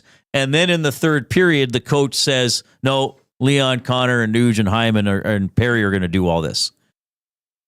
Okay, fair enough. How do those depth guys feel? How do the LA depth guys feel knowing from the start of the game, I'm not really needed? And when they're in control, that goal put it to 3-1. And then, nope. I mean, like I've said before, you could tell I'm a little fired up about it, but in a weird way. Right. A weird way where, and I'll get into it for fired up, but that is just, you're in control of the game at that point. Why change things up so much? No, we should acknowledge there was one Edmonton Oiler who didn't play a lot yesterday. That was Ty Emberson. When was his last shift? Like, he didn't play about the last half of the game either. Knoblock was asked about Emberson not playing much yesterday. Ty has done an outstanding job with the penalty kill. He's one of our top guys on the penalty kill. We need him for that. I think he's a good defensive player. You look at the guys that we have on our back end, and I think it's fair to say that there's other guys that would provide more offensively, provide more, Klingberg, obviously Bouchard, Nurse, Kulak, all these guys. Not that Ty played a bad game the other night, but I think we're chasing and we needed a goal, and certainly I don't think any of our guys they could handle the minutes that they'd played. And then once we tied it up and going into overtime, you've got a player that hasn't played for such a long period of time, and now you're putting him in, that makes it a little more difficult. So I think that was the strategy, and no issues with Ty playing going forward. All right. So basically not an offensive defenseman. They needed goals. What do you think of that argument? I didn't want to throw him back into overtime after he'd maybe not played for an hour, 20 minutes of real time. Well, his last shift was just after the halfway point of the second period. Okay. So that's a long time to be sitting there. Even if you come out and do a 15-second warm-up prior to overtime. To be honest, Reid, that's where, look what happened for the Oilers after that, though. They scored 2 goals after that. They tied the game up to send it to overtime. Things were in the Oilers' favor. The momentum had swung. So why introduce a player that's been sitting for that long to that chemistry that you've got? Right? Whereas with the Kings, and it's one guy, not 5. One guy. You do expect in an overtime game for the bench to be shortened to an extent, or for certain shifts to be missed. He's the only guy on the Oilers that didn't play in overtime. Right, yeah, good point. The only player. Yeah. Whereas the Kings had 4, damn near 5, that did not play, period. Yeah. I wonder if the leadership group of the Kings is going to Coach Hiller and saying, what was that? Why did you put us in that situation? I mean, at the end of the game, it was evident. They were gassed. Right? Got a great limerick here from Bronco Nick. You can email Reid at edmontonsportstalk.com. Oilers have tied the series at 2. Another pair of wins will do. Bouchard is bad. Bouchard is rad. Connor and Leon are great. It's true. That is good. Doing the 2 contrasting lines on Bouchard. That's true, though. He will frustrate you. but then he'll come up with these incredibly big goals along the way. Okay, you can get in touch by emailing me or Jay, Reid at EdmontonSportsTalk.com, Jay at EdmontonSportsTalk.com. You can text 780-218-9999. That's the afternoon inbox presented by River Cree Resort and Casino, home of the Kitchen Restaurant. All you can eat surf and turf for just $59.99 every Friday. That is from 4 to 10 p.m. The Nasty Chat is humming along. Jump in there and talk with your fellow fans, your other audience members on the Nasty Chat on YouTube. And again, if you are on YouTube, keep clicking that thumbs up button. Somebody was asking how do they do it if they're watching on a TV. I believe you have to take your remote and hit the arrow up button, and then you'll see the show menu appear. Oh, really? Yes, and then you move. Then I think you can you'll see the thumb, and you can navigate the cursor to the thumb up, click it, and then I think it gets colored in, kind of turns white. It should turn black. It should turn, I think white on the TV. on the TV, it's the opposite it might way. be the opposite. Okay. But you'll see it somehow go from highlighted to non-highlighted, because what I've been saying, click it under the screen. That's YouTube, right? If you have on your computer open and you have the video window open, there's a little thumbs up button under that. And I think the same is on your phone. If you're actually watching on a TV, I believe you hit the arrow up button, and that brings up the menu for the show, right? Like it tells you what you're watching and has the time bar underneath. And then I think you can navigate to a little thumbs up button and click that. And then everybody's happy. Then you have done what we're asking. Click, click, click. Must you click? Please, please click. Must you click? You must click. Thumb, thumb, thumb. All right. Jim Hiller. Got any ideas? When we get back. You're not going to want to miss this. Yeah.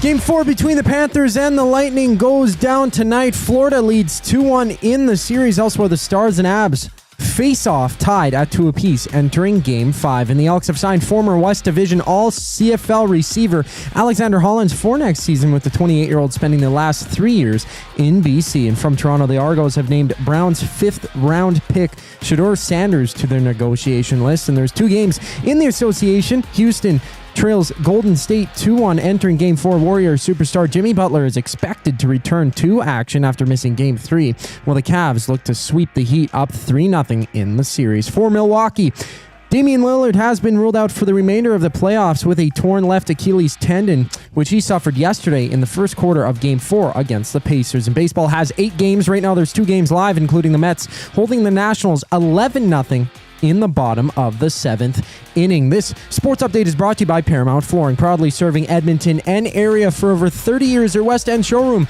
is open 7 days a week. You can also shop online at ParamountFlooring.ca. The boys come back to talk a little bit about Jim Hiller. I'm Zachary Kubish, and you're up to date. Got some gently used furniture or home goods that need a new home? Find Edmonton is here to help. Every month we furnish over 100 homes to those transitioning out of homelessness, and we need your gently used furniture and home goods. Drop off at 5120 122nd Street or call for free local pickup. Just visit findedmonton.com to learn how your donations can help create a home for someone in need. Plus shop our thrift store, in-store or online, with proceeds benefit those moving out of homelessness through housing supports. Visit us at findedmonton.com. Find Edmonton, supporting our community one home at a time. Craving a late night snack? Hit the Banquet for our new late night happy hour. Sunday to Thursday, 9 p.m. till close. Try favorites like sweet and spicy lettuce wraps or our Banquet burger and fries, all at happy hour prices. The Banquet. Get real. Play hard. Your home for great performances is the River Cree Resort and Casino. My mother used to let us not lock the doors. She's like, if you're locking the doors inside of the house, it means you're doing something you shouldn't be doing. Yeah. That's why we lock the doors. Host of the Bad Friends and Whiskey Ginger podcast, don't miss Andrew Santino, Freeze Peach, live at the River Cree May 22nd. Michael, what are you doing? We have locks on the outside of the house to keep criminals from coming inside. There's no criminals inside of this house. Yes, there are, Karen. Get your tickets at rivercreeresort.com. Excitement, bet on it. And there they go to Sentinel Storage. The snowblower and winter gear goes in. They shoot, we store. Need extra space? Store your winter gear with Sentinel Storage and win extra space at home. Try 4 weeks free at sentinelstorage.ca. Proud partner of the Edmonton Oilers.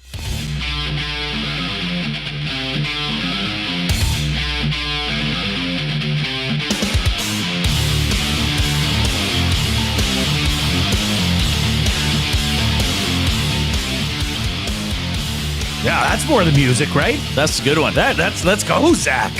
Much better, Zach. That's what we're talking about. Yeah. Welcome back to the Reid Wilkins Show. We do have a couple more limericks that came in. These were sent in on the River Cree inbox. The first one from Corey at work. The Kings thought they'd sneak out a win, but Draisaitl turned up with a grin. In overtime play, he said, "Not today," and slapped that last nail right in. Not bad. Pretty good. We will continue with Library Pat. The Lions people won't drop the puck. Their fingers, they seem to be stuck. Leon gets so irate because he hates to wait. He wins draws with his skill and not luck. Pretty good. I love how people have jumped on the limerick train. Why not? It's fun. This is now the fifth call I've received from my insurance company. I answered as we went to break last time. Okay. And I said, "Hey, I'm on air. What's going on?" Yeah. Like maybe something happened. And she's like, "Oh, hey, Terry." And like, "No, this is Jason." "No, I called Terry." "No, I'm here to inform you, you have not called Terry. You've called Jason." Right. So I gave her my number. And she's, "Okay, my apologies." I've received 2 more phone calls since then. They don't know who they're calling. Oh, I wonder what Terry is needed for. I don't know. I'm glad I'm not Terry right now. Something's up with Terry. But I guess it could be a she. Not going to find out until it's too late. I hope Terry is okay. Yeah. T's I'm and sorry, P's to Jay. Terry. That's frustrating. Well, yeah, I just click. Speaking of clicking, I just click ignore. But you shouldn't click ignore. No, you should click the thumbs clicking. up. We're approaching 300. So let's get there, and then we'll climb to 330 and a new show record, and then we'll just see how high we can go. I mean, we're halfway through the show. We have 270 thumbs. We want 500.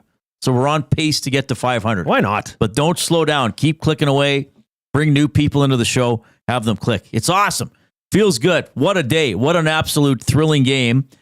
And what an absolute, we'll see how people feel about this, because we want to hear your reaction to this as Oilers fans, assuming, we assume, I think correctly, the large majority of you are Oilers fans. Maybe if there's some Kings fans tuning in, we want to know what they think about this as well. So Dennis Bernstein covers the Kings. Mm-hmm. He's been on with Tom pregame several times. I've got to meet him this week for the playoff series.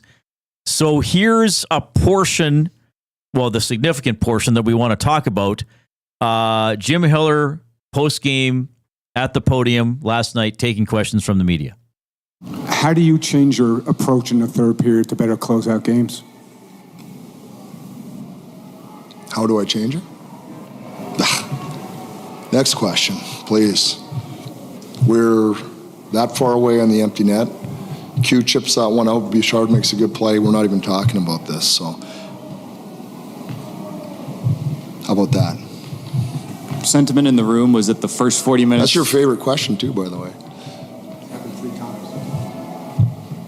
Maybe you got some ideas for me. Okay, so just to go over that.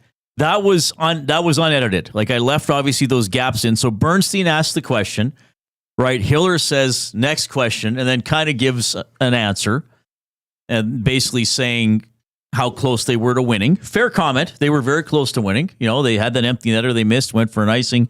Byfield didn't clear the puck. Fair enough. And then he says, "That's your favorite question, isn't it? Right?" And then, sorry. Then he kind of stops. Then a different reporter started asking a question. And then Hiller, still addressing Bernstein, says, "That's your favorite question, isn't it?" And you couldn't hear it very well there, but I went back and made sure I heard it correctly. Bernstein says, "It's happened 3 times now." Right? And then Hiller says at the end, "Well, maybe you got some ideas for me then." Almost in a threatening tone, by the way. Now, one of the stories of this series, one of many, but certainly one of the main storylines in this series, has been the LA Kings have led after every third period. And in 3 of the 4 occasions by 2 or more goals, right? And on 3 of after every second period. After every second period, pardon me. Yes, sorry, Jay. After every second period, the Kings have led. 3 of the 4 games have wound up tied. 2 of the 4 games the Oilers have won. And even let's not forget, the game the Kings won 6-2, it was 3-2. Not for a while, but it was 3-2. The Kings were up 3-0 in the second, 3-1 after 2. So it's a story that the Kings have had third period leads that have gone away. Mm-hmm. Jim Hiller knows that. So, and also on Friday, and I pointed this out when I was on with Tom, and it's worth recapping here. He was asked, how concerned are you that you've had some third period leads go away? And he replied, sorry, did you ask me how excited I am about having leads in the third period? I'm very excited that we always have the lead in the third period. That's great. So now part of this is coach spin, right? That obviously he's not going to come out and say we're panicked and oh my God, we don't know how to defend the lead and I don't know what players to put on. Like clearly he's not going to say that, and he doesn't think that. But I do think he's trying to deflect. So buying or selling for Damon Bunting, a consistent top producing realtor in the greater Edmonton area for over 17 years, he and his team would love to help you find that right home or make the move from your current home. Community driven, he understands what it takes to make a difference in our city. Check him out, DamonBunting.com, or the Instagram handle, Damon Bunting Real Estate. Buying or selling for you, Oil Country, is that a crack in the King's armor? Do you look at that and say, oh, wow, we're getting to the Kings. Like we're getting to the Kings if that's how he's treating that question. Or maybe you're going to sell and just say, hey, you know what, Reid? He's talking 10 minutes after he lost an emotional game. He's a little pissed off. It leaked out. It doesn't really mean anything. He just chose to handle that in that moment. That's what I'm curious. Is it fair to say that both of those, buying or selling, both can be acceptable at the same time?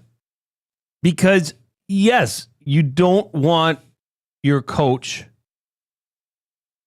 to seem triggered by something that he's responsible for or involved in the process. Well, he's responsible for sending the lines out. True. Yes, that's right? true. Yeah. I mean, that's facts. He's the guy that's pulling the strings.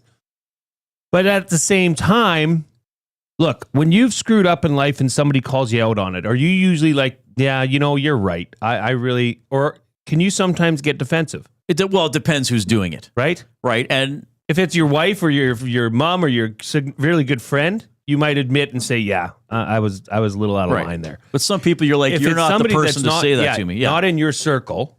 Somebody that you maybe don't even like says that and calls you out. I think it's almost human nature to get your back up against the wall and get a little pissy. That's fair. Am I saying it's okay? No. I don't think in that situation it's okay. I think you have to bite your lip, right, and suck it up and just say, yeah, we got to be better. Next question. Yeah, I mean, it's and look, I've never really been in that situation answering questions at a podium. I mean, I've done plenty of live stuff having to react to comments and questions and sometimes criticisms. And sometimes I might get snarky. We're doing it in a different sort of environment, right? Later on, Hiller was commenting on the power play, and here's what happened. Get a power play in overtime. Those are tough. Maybe I'll ask Dennis if we like that call. We can go back and forth. All right. So he clearly doesn't like Bernstein. That to me is yes. Because that was later on in the availability, and he's asked a question about, the overtime, and he basically says, well, pretty tough when you get a power play against you in overtime. Now he's had enough time to maybe realize, ooh, that was probably a bad one. That's gonna get clipped. But he's so stubborn and set in his ways that he chooses to go back at a reporter and saying, maybe you can, essentially break this one down for me and tell me how wrong I am there for them getting that penalty. Right. That means that he's not thinking in the way he should be thinking.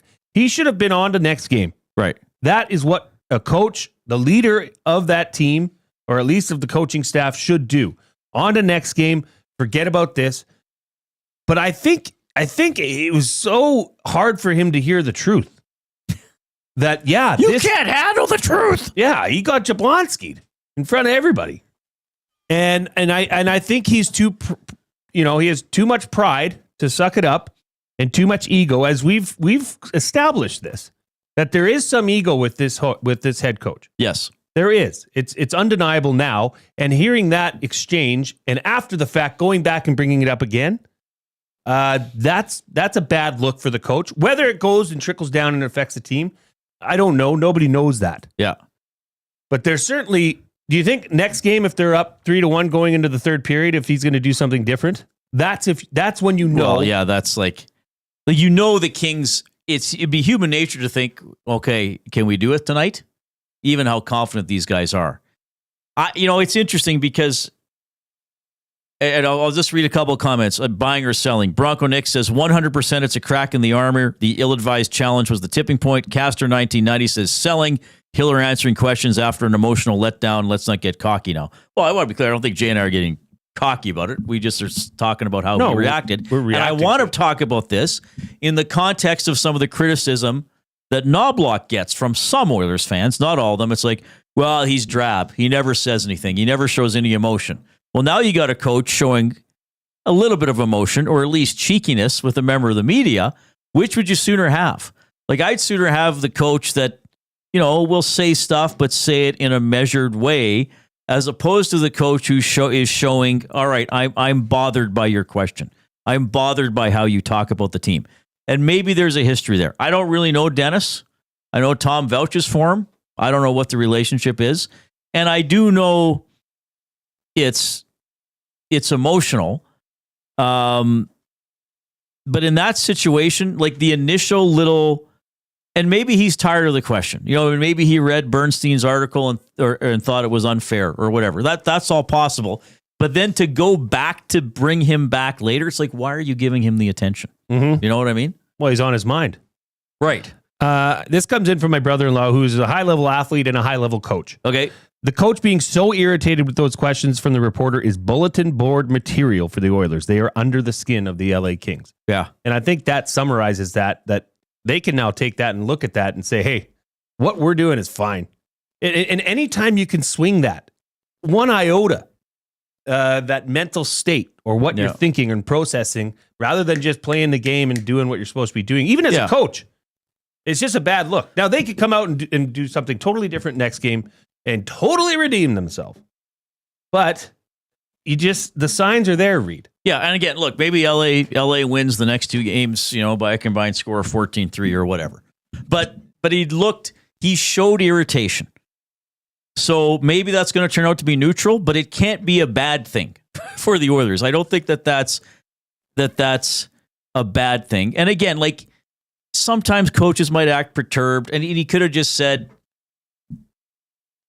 and I know he's the one dealing with it in the moment, not me, but he could have just said, Dennis, you've asked me the same question 3 games in a row. We don't like giving the game away, or we don't like losing the lead. But I want you to recognize we almost hit an empty net, and Q was 2 inches away from clearing the puck. So we're going to keep working at it, okay? Still would have been maybe a little snotty and a little combative, but it probably would have been better than like, well, what ideas do you have? Like, it's almost like, oh, who are you to question me, tough guy? And then to go back at it, oh, well, why don't you ask Dennis what he thought about the penalty? It's like, okay, dude, like, settle down. Couple good messages come in here on the River Cree inbox, 780-218-9999. This comes in from Jeffy. Hiller is defensive because he knows deep down that he may have cost his team this series. He's been outcoached and his team is on the decline while Oilers are trending up. It's a bad look and doesn't instill confidence. Nathan the Welder says the reporter should have asked him, why are you so pissy? He could have. That would have been funny. Last year in the conference final, and Rob Brown and I sort of disagreed on this because DeBoer didn't like a question, and I think he actually dropped an F-bomb on the guy. He was like, why don't you blank and write whatever you or you think he said something, I'm not going to answer for that. You're going to blank and write whatever you want anyway. It was something like that. Okay. And it was a fairly well-known Dallas columnist I seen. And then the next day, DeBoer joked about it. He's like, hey, I probably should I'd like a do-over on that question. And he kind of laughed about it. So he admitted maybe he overreacted. But Rob and I debated because it was a game in which like the Oilers outshot Dallas like 13-3 or something in the second period. And the reporter had said, you guys seem pretty lifeless in the second period. And Rob said that was the trigger, looking lifeless. And I said, yeah, but they didn't get any shots. And Rob's like, no, but he's making a character judgment on the team. And I said, yeah, but it's fair to ask why they don't have any shots on goal. And Rob's argument was, yeah, then just ask it. Just say, you guys only had 3 shots in the period. How come you weren't able to get to the net more? Like Rob felt that was better than saying your team is lifeless, which could be interpreted as like a comment on their character or work ethic. And I didn't totally agree with that, but I understood where he was coming from. But I mean, like, again, how did Dennis ask this question? How do you change your approach in the third period to better close out games? I mean, but that's the question, though. I mean, maybe, like, is that a challenging way to word it? Like, if it was me, I would have said, what do you need to do in the third period to preserve leads? That's the difference. Is that different than what Dennis said? Yes, because Dennis is implying that you must change something in order to close out games. He's almost imposing that the coach is already in the wrong because the coach screwed up. Now, I don't disagree. I'm just saying why Hiller might have taken that a little bit, I guess, the wrong way, is because the implication is already there that you blew it. This is on you. So what changes are you going to have to make, right, for closing out games in the third period? I mean, it's a small difference, but I mean, regardless, on the next game, going home, let's throw that third period away. Right. Let's forget about that because the rest of the game we controlled. Yeah, I mean, I don't know. Like, maybe it is the wording or the approach. How do you change your approach in the third period to better close out games?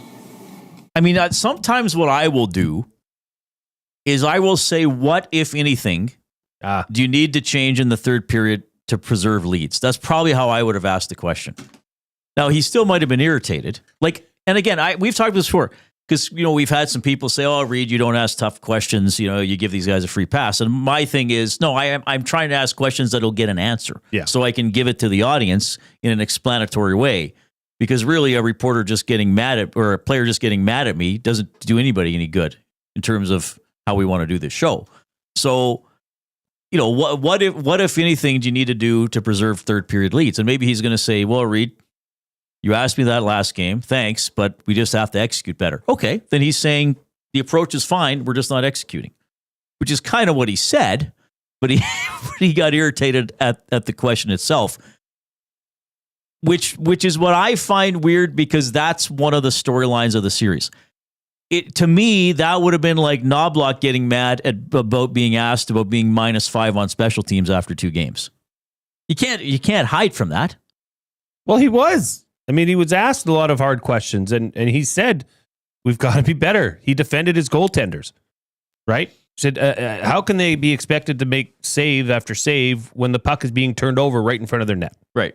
He did it that way. And I mean, Reid, that was the question here of another question, I should say, of buying or selling is, we talked about the demeanor of Coach Chris Knoblock throughout the season. Mm-hmm. Subdued, quiet confidence. He's not over the top. He's not really a soundbite guy.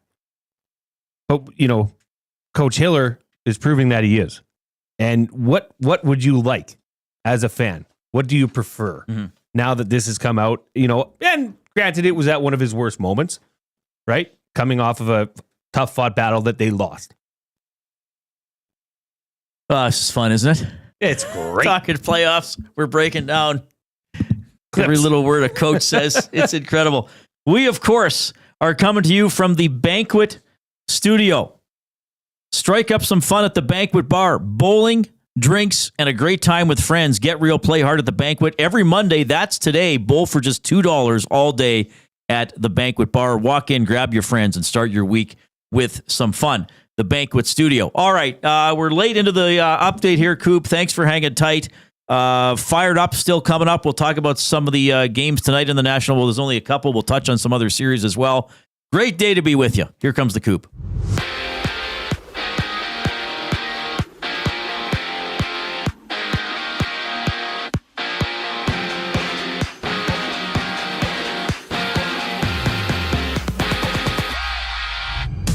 Two games 2 games dot the NHL slate. Panthers look to go up 3-1 in their series against the Lightning, while Colorado visits Dallas for Game 5. That series is tied at 2 apiece. And former West Division All-CFL receiver Alexander Hollins has signed a 1-year deal with the Elks, while out in Toronto, the Argos have put Browns 5th-rounder Shedeur Sanders on their negotiation list. And down south, NFL Network's Mike Garafolo has reported that the Browns are signing veteran Deontay Johnson, while the NBA has a couple Game 4s. Warriors and Rockets tip off with Golden State leading 2-1.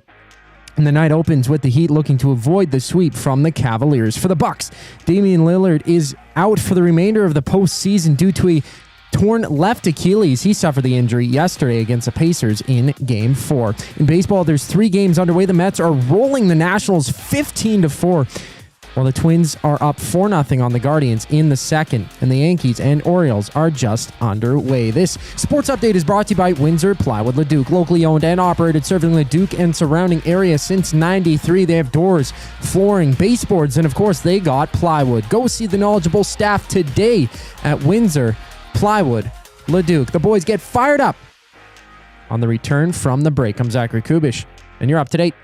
Get your fix every single game with the GCL Diesel Oil Stream pregame and postgame shows with Tom Gazzola and Hernan Salas. Whether it's breaking down the starting lineup, predicting key matchups, or diving deep into the game's biggest moments, Tom and Hernan are here to give you the best insight and analysis in the city. After the final horn, get the breakdown of every key moment, performance, and player reactions. It's your one-stop shop for all things game day. Catch the GCL Diesel Oil Stream pregame and postgame shows with Tom Gazzola and Hernan Salas, only on Edmonton Sports Talk, your clear choice for Edmonton sports.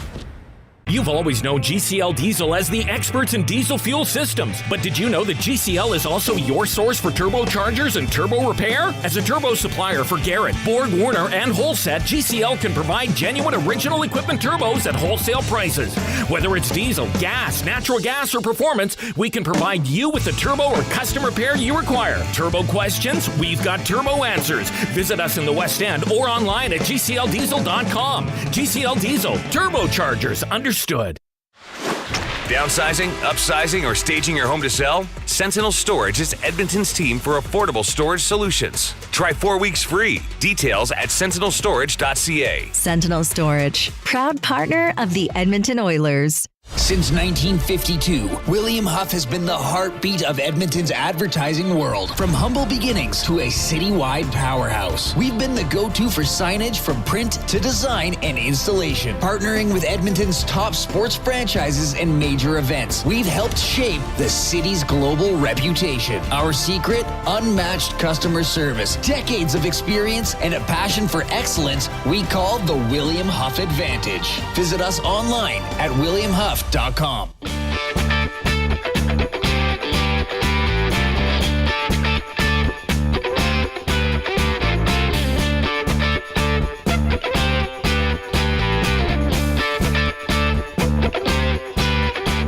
All right, thanks, Coop. Hope you're having a great afternoon. 4:52, Oilers traveling to Los Angeles today. So, game tomorrow at 8 o'clock, Game 5 of the best of 7. Game 6 will be Thursday back at Rogers Place. No start time announced yet. And if there is a Game 7, it'll be Saturday in Los Angeles. So tomorrow, our live day of programming starts with the Nielsen Show at 6 a.m., Hangout at 9, Lock Shop at 11, Two Guys and a Goalie at noon, EST Afternoons with Hernan Salas and Joaquin Gage at 1. This show at 3. We'll extend it by half an hour to go to 6:30. And then the GCL Diesel Oil Stream pregame show with Tom Gazzola and Hernan Salas on from 6:30 until 8. So we basically 14 hours of pregame stuff tomorrow on Edmonton Sports Talk, your clear choice for Edmonton sports. And then they are on after the game tomorrow night. I'll hop on with them for my Reeds for Edmonton Garrison Memorial Golf and Curling Club. We have you totally covered with the Oilers playoff run and, quite frankly, with the Edmonton sports scene in general. But right now, the Oilers are the headline. If you're on YouTube, we need 10 thumbs for 300. Let's get there right away. We are approaching a show record, but don't let up. Make sure you jump in there and click. Sometimes this is the time of day there's a bit of an audience transition. Maybe some people who got to drive home can't watch on YouTube in the car. Other people maybe getting home are putting it on YouTube. So get in there and click. We appreciate all the clicks. And you're going to love to click Jason Milne for getting fired up for Gemco Fireplaces, proudly serving Edmonton and area for 45 years. The authorized dealer for Napoleon Fireplaces. Whether it's gas or wood burning, look no further than Canadian-made Napoleon Fireplaces. All the Napoleon products you need are available at Gemco, 9281 50th Street. Mr. Milne. Hello, McLean. Well, this one in Pinto Creek, thanks for mentioning this so we could talk about it, because although it is a heavy Oilers day, there was a player from Alberta that was drafted into the NFL from Medicine Hat.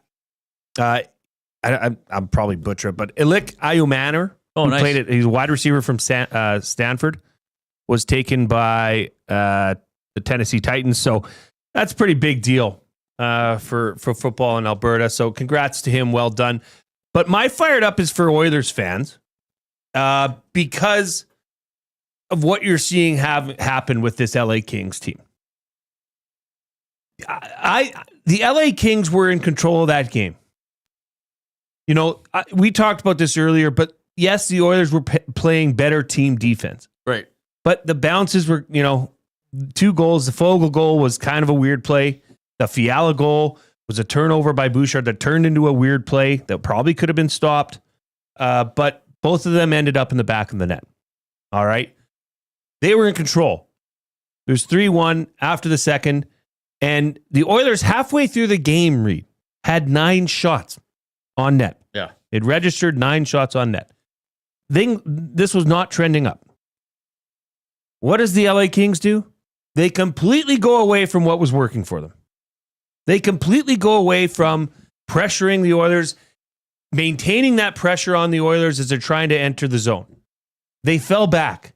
They played prevent D.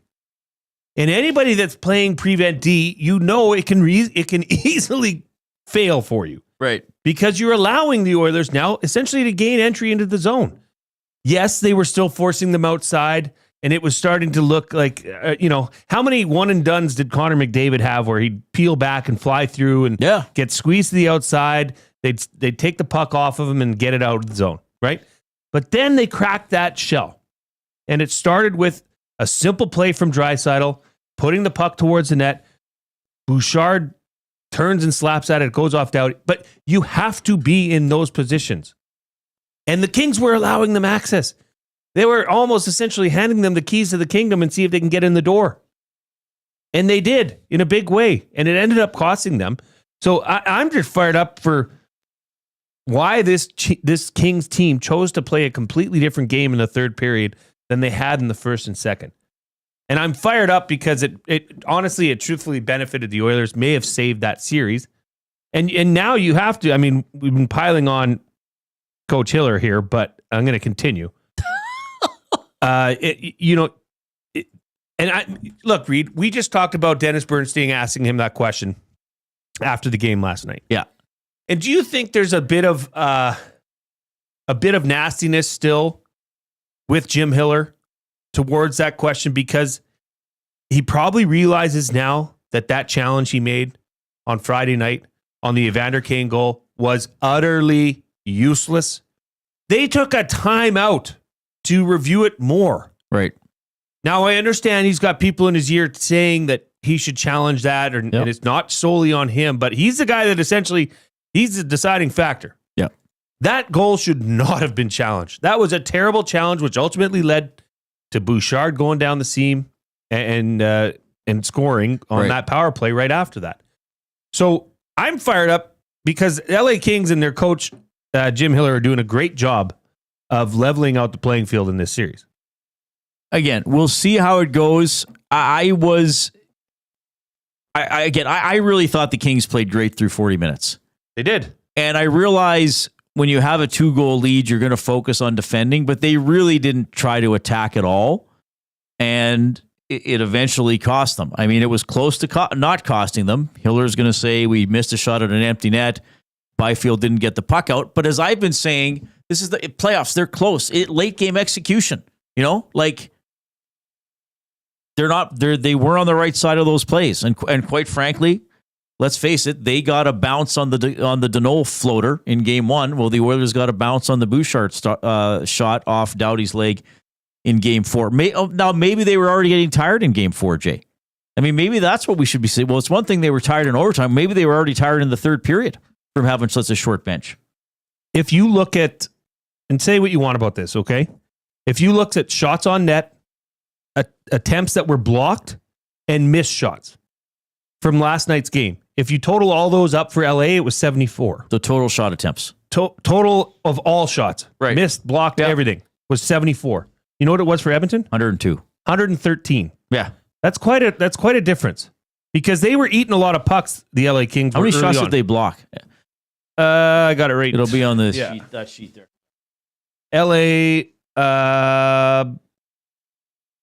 LA blocked 32 shots. The Oilers blocked 12. 40, yeah. And you could tell. Joel Edmondson blocked 8. Now good for the Kings to committing to that. And shot blocking is, I think, a skill to some degree, but they were playing with fire the amount of time that they were in their own end. And then, of course, in overtime, really the Oilers dictated the play the entire time. This is just such a fascinating series for so many reasons. Obviously, the caliber of the matchup, how the games have gone, how now Hiller has reacted to some of this stuff, and then just what the adjustments are going to be going forward. And again, if LA is not playing their fourth line because Jim Hiller just doesn't think you play a fourth line in the playoffs, that's on him. If LA is not playing the fourth line because the players legitimately aren't good enough, then that's on the management that we've been praising so much for the team they assembled, me included. We got Fogle, we got these guys. Okay, who else did you get? You got a line that you don't play. How deep is your team after all? Perhaps not that deep. I mean, you just hate to give a reason to it, a team, a reason to get back in the series, because it could come back to bite you right in the butt. Yeah. We don't know what's going to happen, but it's now a best of 3. And the Oilers have a lot of momentum going back to LA. I hope so. I don't think there's a lot of game-to-game momentum, but I do believe there's belief. Yeah. So to speak. And what did Gazdic say? He said the Oilers have thought they were going to win this series all along. Well, and maybe that explains Connor's, celebration last night, which was above the usual by quite a while. I mean, it's a big goal. It's a big goal. It's a big goal. But yeah. Almost like a weight was off his shoulders, saying, okay, now we're here. Well, that sets up something I want to talk about, because overtime has not been a happy place in general for the Edmonton Oilers, though it might be starting to shift. We'll crunch the numbers for Gallo LLP when we get back after the 5 o'clock break. The EST Hangout. Where are you guys at right now with this team? Go, Jazzy. I am really excited. I knew that they were going to pull through. This is what they do. They look healthy. They look like they're jiving. For example, you can't just throw Kane in a lineup or Frederick in a lineup. You got to still get that chemistry going, right? And that's what's happening. And this is exactly what the Oilers do. They figure it out. The EST Hangout, presented by Sentinel Storage. Weekday mornings 9 to 11, only on Edmonton Sports Talk. Your clear choice for Edmonton sports. Spin to win Fridays at the Banquet. Every Friday, spin the wheel for a chance to win big and save on your bill. It's that easy. Spin, win, and save. Don't miss out. Details at thebanquetbar.com. The Banquet. Get real. Play hard. At Mind360, we invite you to embark on your mental health journey in a safe and comfortable space. Conveniently located in St. Albert, Mind360 has a diverse team of experienced clinicians that offer a broad range of tailored services for children, adults, and families. Furthermore, we are very proud to serve our military, veterans, and first responders. If you're looking for counseling, treatment, or assessment, understand that you are not alone. Contact Mind360 at mind360.ca to book an appointment today. Looking for quality building materials and friendly advice? Visit us at Windsor Plywood Leduc, family owned and locally run since 1993. From interior materials for doors, flooring, baseboards, and all the finishing touches to all you need for your outdoor projects like cedar lumber for decks and fences, plus all the plywood you'd need. Our full-time on-staff carpenter can help with anything odd-sized or custom, and from domestic hardwoods to exotic selections, we've got you covered. And if we don't have it, we'll track it down for you. Windsor Plywood Leduc. We're the experts you need to know.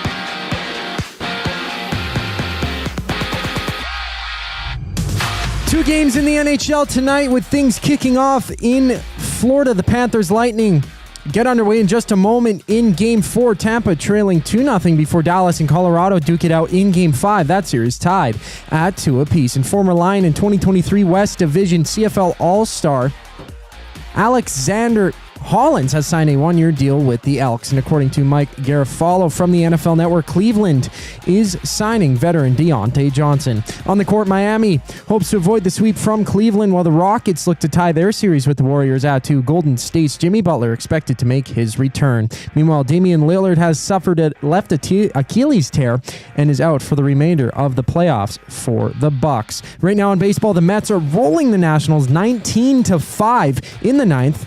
With 3 other games underway, including the Guardians down 4-0 to the Wild in the 3rd inning. I'm Zachary Kubish. That was your sports update. The 3rd and final hour of the Reid Wilkins Show starts right now.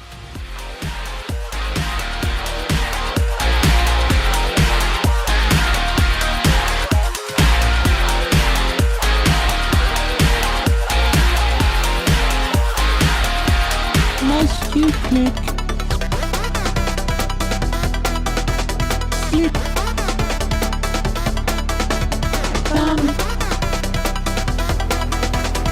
Must you click? All right, that is the Thumb Click remix, reminding you to hit that thumbs up button if you're watching on YouTube. If you're on iHeartRadio, TuneIn Radio, those streaming apps, we thank you as well. We are over 300 thumbs, so 30-ish away from a show record, and we'll see how high we can get it going today. You guys have done a great job. Hope you enjoy listening to the show as much we do presenting it to you. Why don't we do something? We didn't talk about this. Okay. Why don't we do something for the listeners? What's that? Give them a little taste of what you got in that machine of yours. I'm not sure where this is going. Oh, all my things? Yeah. Give the people what they want. Make it so, number one. But I can't see my mouse. I can't do it right now, Jay. I'm sorry. That's okay. Yeah. We tried. Hopefully tomorrow. I'll give him a little bit of what I can do. I can't take it anymore. This is like an anaconda taking down. Okay, there I found the clicker. Well, sometimes the little cursor goes away. There's the one. Whoa! All right. We'll do double word of the day later on. Dungeons and Dragons. For sure. That's Tom Gazzola playing Dungeons and Dragons. A limerick from the Big Uke, emailed to Reid at EdmontonSportsTalk.com. Linesmen want to delay pleasure. It's their MO. Centers kicked out, to the hash marks they go. Series even. Take that, Steven. When EST limbos, who can go the most low? Very good stuff. Very good stuff. Okay, really appreciate you tuning in. Where'd that Sanders kid wind up getting drafted? Cleveland. In like what, the 4th round? Yeah, he's like their 6th quarterback. 5th round. 5th round, okay. And the Toronto Argonauts have added him to their NAG list. Well, why wouldn't you? That's a great sign. Would he be a good CFL quarterback? No. How come? I've said it all along. He's not I'm sorry. He's not a great quarterback. And, well, I don't know. There was some discussion over the weekend that this is on the NFL owners and this is Colin Kaepernick 2.0. Did you hear that?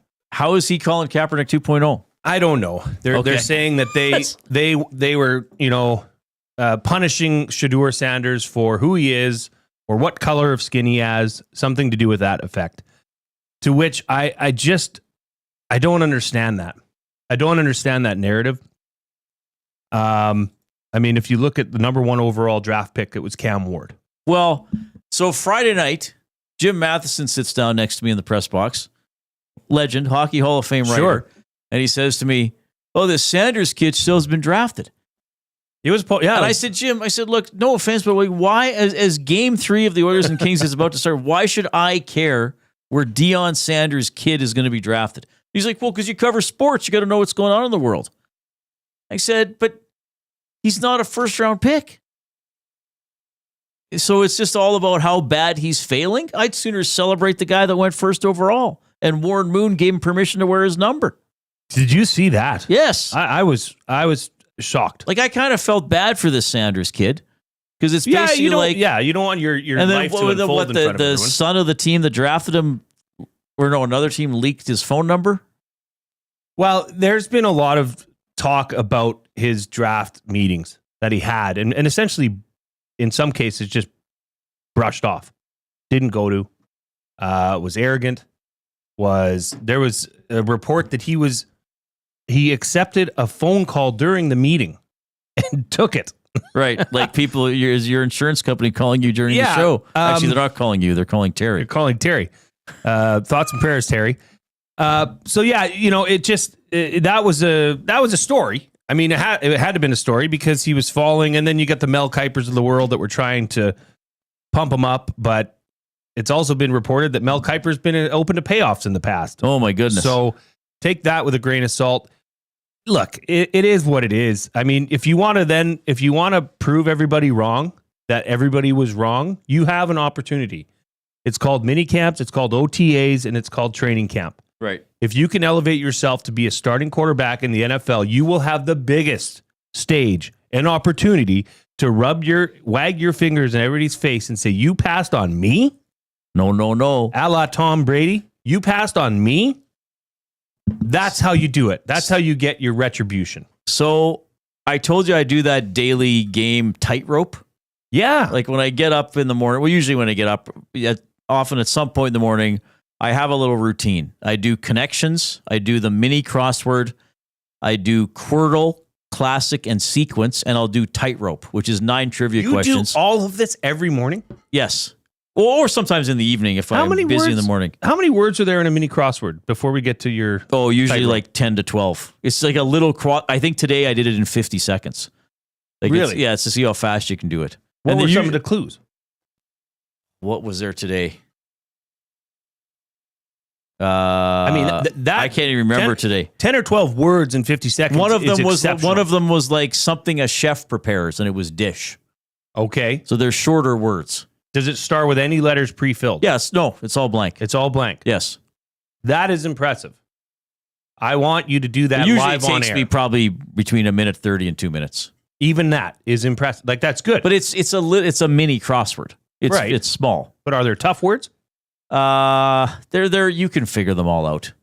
But you got to think. Like sometimes 4-letter word of what something. Pretty sure it was dish. But that could also be meal. Oh yeah, I guess. But I think with a chef, you more likely think of a dish. Well, that's your brain. Yeah. Well, fair enough. So tightrope has trivia questions, multiple choice. So here was, I think it was yesterday. Who, after being drafted as a catcher by the Montreal Expos in 1995, started his career in 2000 with the New England Patriots? Say that again. Who, after being drafted as a catcher by the Montreal Expos in 1995, started his pro sports career with the New England Patriots in 2000? Yeah, Tom Brady. Yeah, right. Right. It's just fun the way they worded it. Yeah, that is interesting. He was a catcher? Yeah, apparently. Huh. Big Uke says the mini crossword is much easier than the regular one. Yeah, like you got to think, but it's not like you're going to be doing it for hours. Like at the full crossword, that I probably wouldn't be able to finish that every day. We should make it between you and I to see if we can finish the New York Times crossword every day. Together? Yeah. Yeah, we could do it together. Like we rattle it back and forth. We should be able to. Yeah. You might have to pay for it. Screw that. Yeah, screw you, New York Times. Yeah. Yeah. You're not getting fake this money. news. All right. Keep clicking away at that thumbs up on YouTube. We need 20 more for a show record, which is about 330. That's what we've established, that it's 330. So let's keep going with that. People are putting out Tom Brady in the chat. Like, yes. You can text us at 780-218-9999. That is the afternoon inbox presented by River Cree Resort and Casino, home of the kitchen restaurant. All you can eat prime rib buffet for just $49.99 for $49.99 every Sunday. That is from 4 to 10 p.m. Tampa Bay and Florida are underway. About a minute and a half into the game. Road team has won every game in that series. Later on tonight, 7:30 Mountain, it's Game 5, Colorado-Dallas. That series is tied 2-2. Time to crunch the numbers. Brought to you by Gallo LLP, Chartered Professional Accountants, where they go beyond the numbers to ensure the continued success of your business. Reach out to Preet or John at Gallo LLP if you'd like to discuss further how they can crunch your numbers and help your business grow. Visit their website, GalloLLP.ca, and see how Gallo LLP can help your business grow. Overtime thrills last night for your Edmonton Oilers. Would you say that that's common or uncommon in the postseason, Jay? Thrilling overtimes? Thrilling overtime victories. For the Oilers? For the Oilers. You know, I would say with this group, with, you know, we talk about the 97-29 era a lot. Mm-hmm.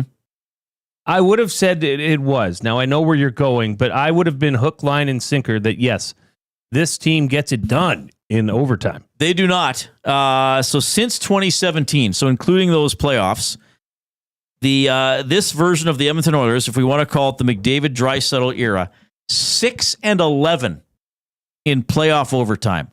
6-11 in playoff overtime, including 2-7 on home ice. Do you know, Jay? No, people will be putting this in the nasty chat. This is just trivia for fun. Do you know the name of the only other player in the McDavid Draisaitl era to score a home ice playoff overtime goal for the Edmonton Oilers? I will be extremely impressed if you get it. No. Coob, do you know?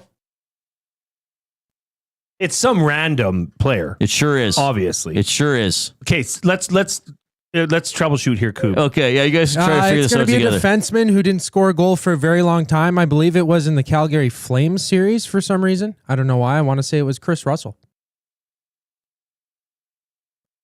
No. Okay, that's far-fetched. Is it a defenseman? No. Darn it. How long since McDavid and Draisaitl? So when they got back to the playoffs in 2017, it's in the McDavid Draisaitl era. The only other player besides Draisaitl last night to score a home ice playoff overtime winner for the Edmonton Oilers. People are putting it in the nasty chat now. I'm not on the nasty chat. Yeah, no, I know. I don't know. I'm stumped. You want it? Give it to me, baby. David Desharnais. David Desharnais. Game 5 against the San Jose Sharks in that first round series. The Oilers went up 3-2. And in that game, the Oilers trailed 3-1 in the second period. Mark Letestu scored, I believe, a power play goal in the second period to pull the Oilers within 1. And then Clefbaum scored on a slapper with about 2.5-3 minutes left to tie it up. And then Desharnais from Draisaitl with Pouliot in front scored the game winner. So since 2017, the Oilers are now 6-11 in playoff overtime, 2-7 at home, 2-4 against the Los Angeles Kings. Who scored the overtime winner against the Kings in the playoffs? I'm not good on the spot. Because you weren't watching every game and recording everything I've been for the last 11 plus years. Starting Do you remember this Coop? year, You remember Coop? You'll be able to track me better. Yeah, this year you'll remember everything. May you ask that one more time? Who's the only other Oiler to score an overtime winner against the Kings in the McDavid Draisaitl era? The Oilers have gone to overtime 6 times against the Kings. They're now 2-4. Warren Fogle? No. I don't know. Zach Hyman. In Game 4 in Los Angeles 2 years ago, the Oilers trailed 3-0 after the first period. Jack Campbell came in. Game went 4-4 into overtime. Remember, Bouchard took the puck behind the net, threw a long pass off the boards up the left wing. Hyman went in it and fired it between Korpisalo's arm and body to win it. So 6-11 since 2017. Now they have won 3 of the last 4. So here are all the overtime winners for the Oilers since 2017. David Desharnais in 2017, right? And then they couldn't win anything. They lost a couple to Anaheim. They lost 3 overtime games to the Jets in being swept in 2021. So then in 2022, you had the Hyman winner. Or sorry, that was 2 years ago. That was in 23. My mistake. You had the Hyman game-winning goal. And then you had the McDavid game-winning goal in Calgary to win the series. Remember that one? Oh, yeah. And then last year, You had the Bouchard game-winning goal in Game 2 in Vancouver. Remember that one? Ian Cole put it in his own net. And then you had the McDavid double overtime winning goal in Game 1 against Dallas.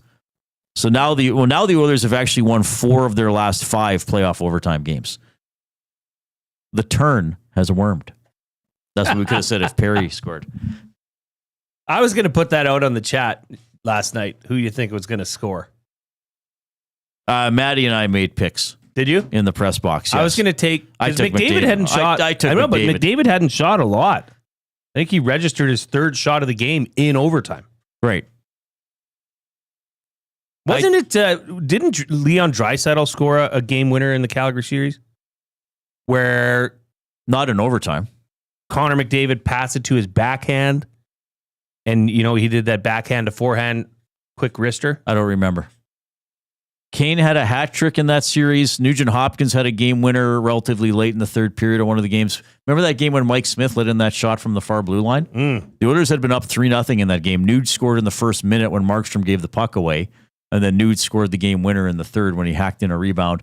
I don't know if it was the winner in game. So the first game in Calgary was the one they lost 9-6 or 8-6, 9-6, I think. The second game was when both Draisaitl and Hyman scored on breakaways, I think, to take it from 3-3 to 5-3. Am I thinking, was that McDavid that scored that backhand to forehand to win in the game? Well, Draisaitl passed it off the boards. McDavid I got got it a on his mistake forehand, took one step to the middle and shot it low glove on Markstrom. That's what it is. Right. Okay, well, while we're playing trivia. Yes, please. Okay. I saw this one and I thought of you.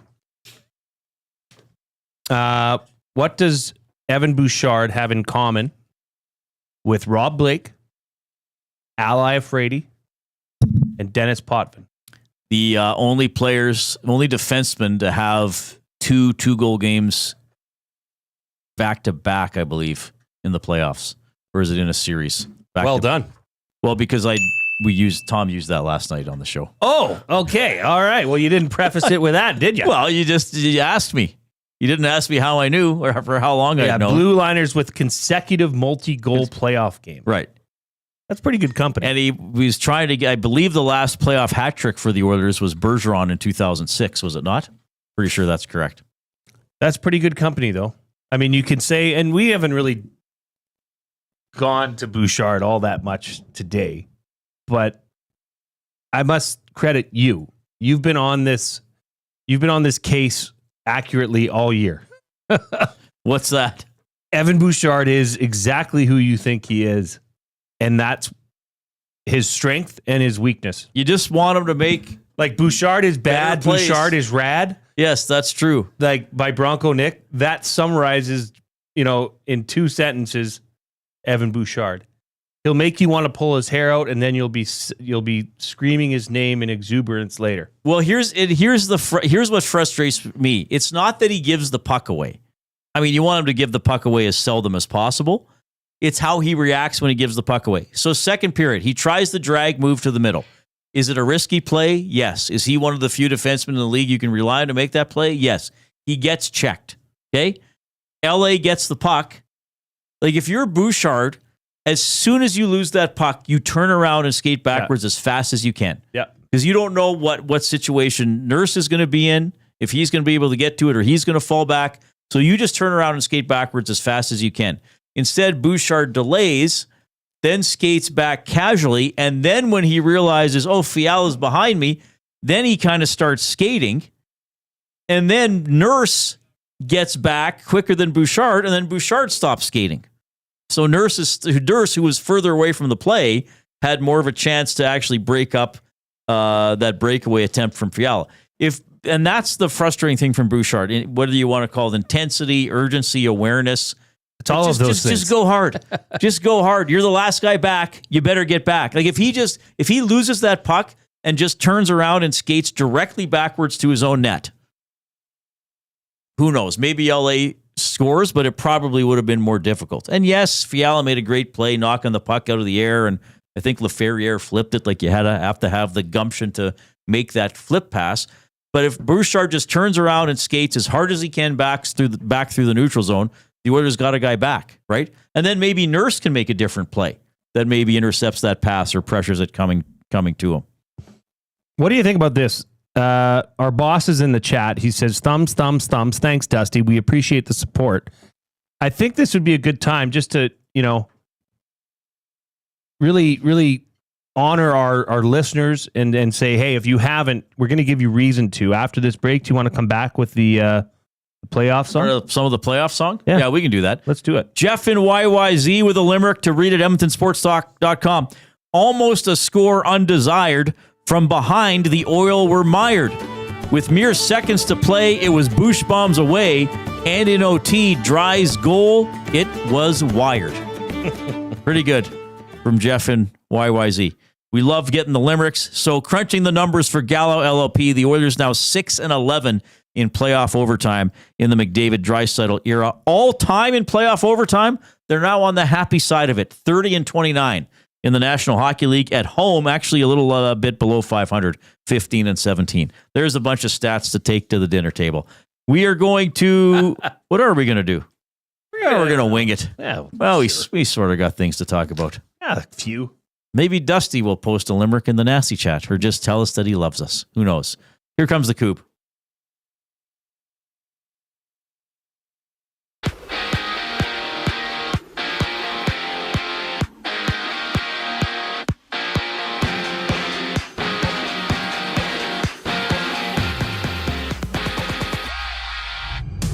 Game 4 between the Panthers and the Lightning is underway.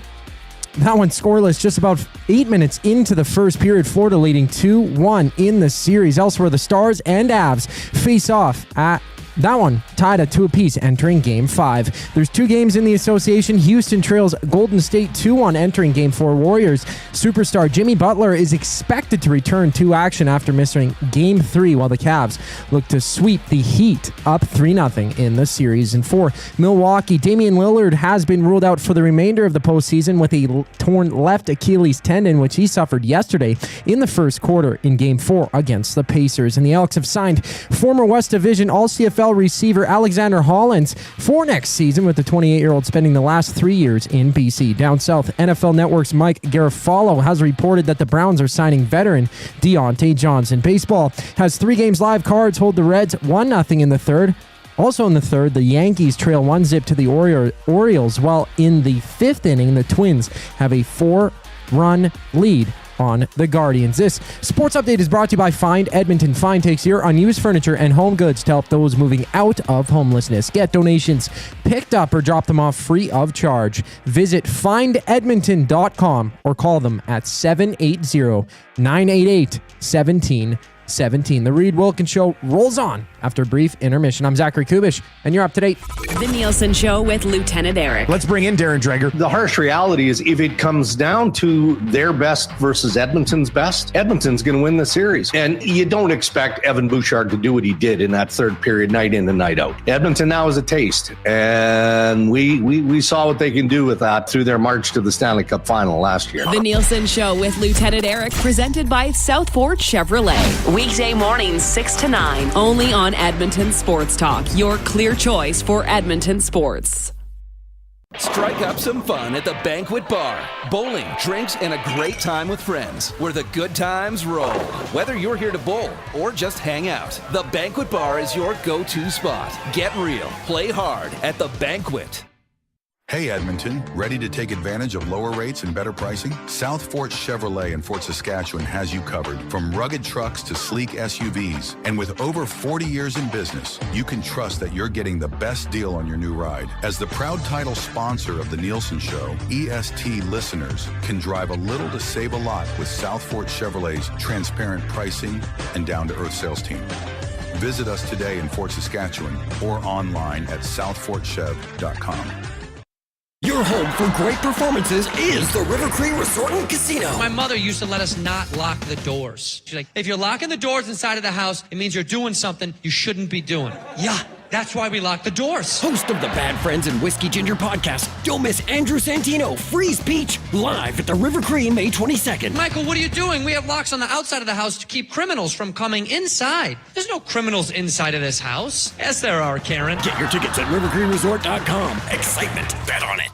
And there they go to Sentinel Storage. The snowblower and winter gear goes in. They shoot, we store. Need extra space? Store your winter gear with Sentinel Storage and win extra space at home. Try 4 weeks free at sentinelstorage.ca. Proud partner of the Edmonton Oilers. Rogers Place, play La Bamba, baby.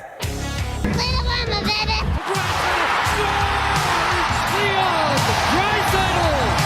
But we're a dangerous team when we're rolling, and we're healthy, and we are healthy. Cup is on the line, baby, come and get it done. 16 wins, yeah, they're going on a run. Looking to advance, going deep in the dance. Hop on the bandwagon, let's hear the fans. The fans. Special place to play, honestly. So much history, these fans.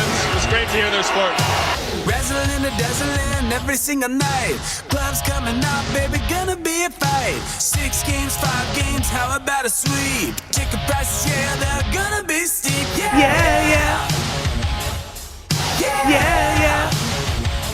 Come on, it's the playoffs. Crank it up.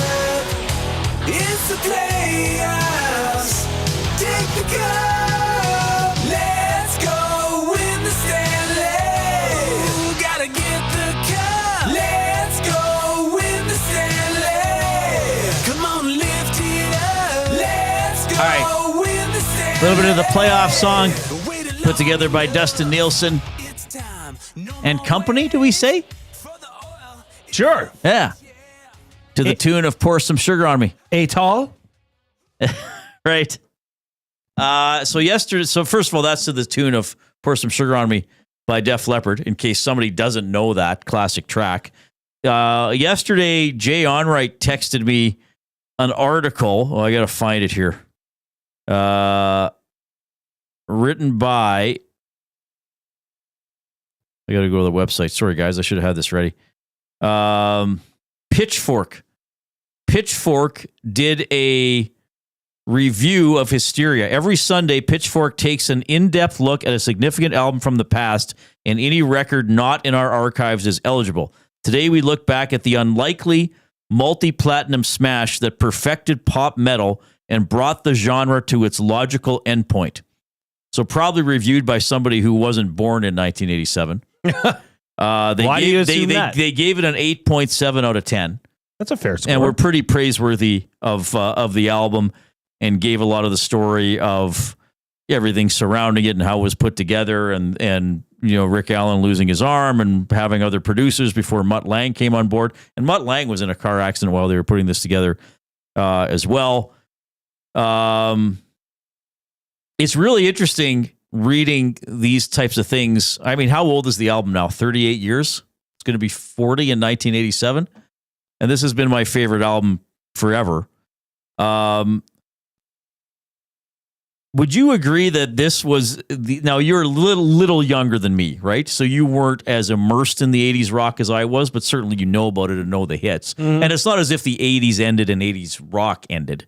Maybe it wasn't as popular. Would you say pop metal was the end point? The Hysteria was the end point of pop metal? I don't think so. No, how could it be? It can't be. No. Is Motley? Oh, geez. Yes, is they are. Pop metal glam? Is that the same thing, or is pop metal completely different? I'd say it's in the same style. There'd be some crossover, and then some people label things different ways, right? And it was interesting, though, because in that era, I mean, you listen to Def Leppard and Bon Jovi and even Motley Crue to some extent now, and you say, well, you know, it's rock. But I think even in the 80s, it wouldn't have been considered heavy metal, but it would have been considered harder rock, right? And Metallica and the Megadeth started occupying the space of heavy metal, you know? But certainly there were a lot of bands that played, used a lot of very distinct guitars, but had the melodic sing-along choruses. I like just don't Def Leppard. know if that album signified the end of it all. I think that would be a stretch. Yeah, I would agree with that. I mean, Van Halen put out For Unlawful Carnal Knowledge in 91. Yeah, which was still, I'm now Van Halen. Well, no, they had a lot of pretty melodic, poppy-ish sounding songs too. Maybe not as many. Well, I mean, think of Can't Stop Loving You off 1995's Balance. That's a very pop metal song, right? Or pop rock type of song. I mean, For Unlawful Carnal Knowledge had Top of the World. I mean, I would say that was, you know, that type of song. Run Around off that album certainly was like that as well. I like talking about this too. I like talking about sports, but I like talking about that era of music. It's a very, and like this, the guy wrote in the article said, well, Def Leppard was criticized that if you listen to Pour Some Sugar on Me, you automatically got 30% dumber. How is that any different than any fun pop song that's ever come out or rock? Like, to me, that's part of the point of this genre of music, is that there is supposed to be a fun to it, right? It doesn't have to always be commenting on something or be deep. I mean, I like some of that type of music too, but a lot of music is an escape. And that's what Leppard always said. We're not writing U2 songs. We're not writing social commentary or songs about surviving war or famine or hunger. Like, they thought those types of songs are fine. But like, I remember Joe Elliott once saying in an interview, we write the song that has the kid picking up his tennis racket and pretending it's a guitar, or having the 40-year-old guy who hasn't listened to that type of music for 20 years picking up his tennis racket and being like, oh yeah. So I mean, I don't know about that this type of music that 80s rock like made people dumber. Like, yeah, okay, there's silly lyrics sometimes about partying and chasing girls. That's music in general, everybody. Like, yeah, I got news for you. Like, Taylor Swift is writing songs about chasing boys, like, or men. Like, what's boy, date boy, break up with boy, whatever. There you go. Yeah.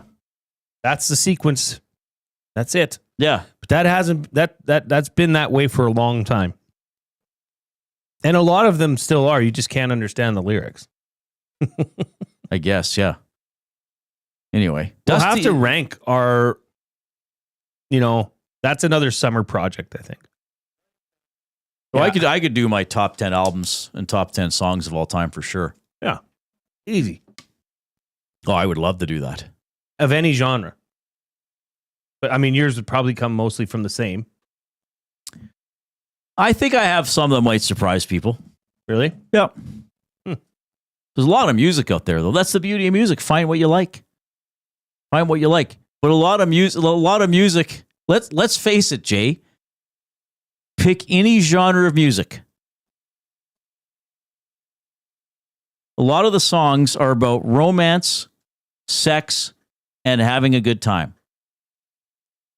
Like Post Malone did that country song a few months ago, Pour Me a Drink. What do you think that's about? It's about having a good time. Very deep. It's called Pour Me a Drink. That's what it's about. People are probably stunned I know who Post Malone is. Posty? Yeah. You buds. Anyway, what were we talking about? Oh, yeah. This is Edmonton Sports Talk, your clear choice for Edmonton sports. We got to meander a little bit. Sure. We're half a dozen thumbs away from a show record. So jump in there and click the thumbs up. It was Dusty's birthday yesterday? Yes. And he went to Bush. Yes. Yeah, we were looking at the set. Oh, were you here yet? No. Because he was talking about it, and I was like, oh, they did Machine Head, like second song. And he's like, how do you know that? I was like, set lists. If you just Google a band and set list, you can find their set lists for any show ever. Like Billy Joel, Madison Square Garden, or whatever you were going to do. I just want to look at the set list. Okay. I always go to the yeah. I don't know if I like Glycerin just a solo in the encore. That's how he's going to do it. Yeah. Interesting. Big Uke says, dude, you're telling me that Alan Jackson's song Good Time is about having a good time? Mind blown.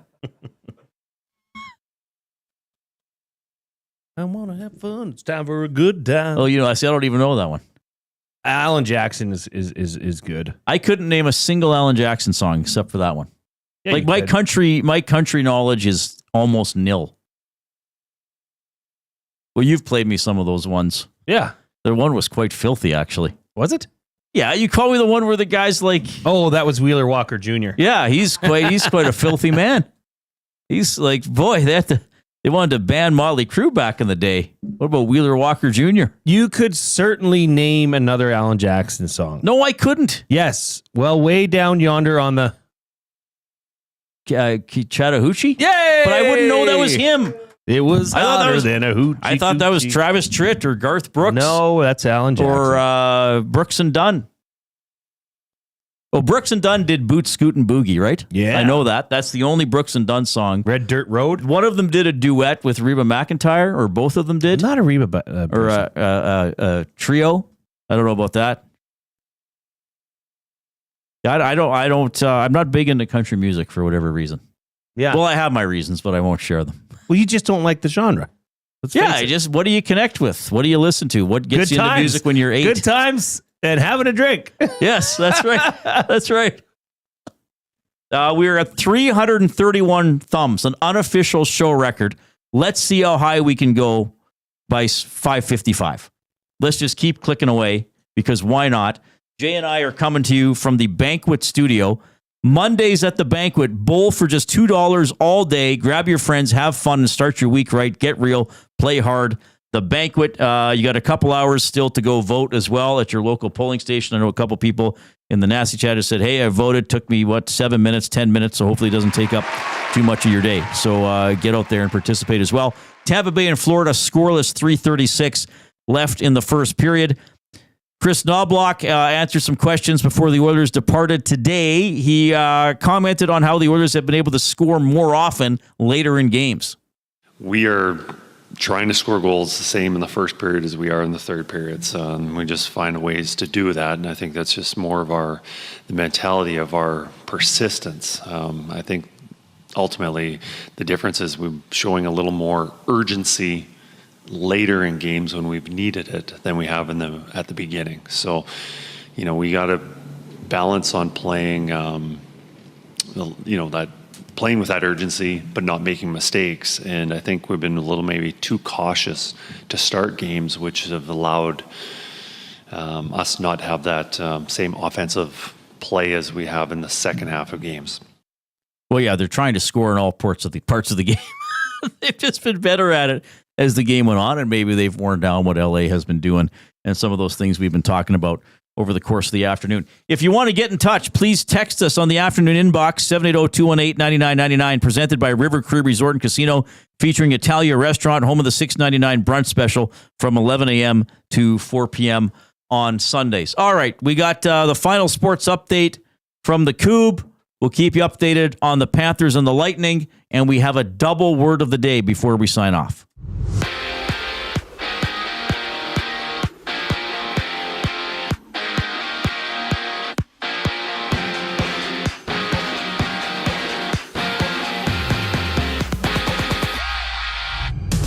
Two games dot the NHL slate. The Panthers look to go up 3-1 in their series against the Lightning. That one's scoreless near the end of the first, while Colorado then visits Dallas for Game 5. That series tied at 2 apiece. Former West Division All-CFL receiver Alexander Hollins has signed a 1-year deal with the Elks down south.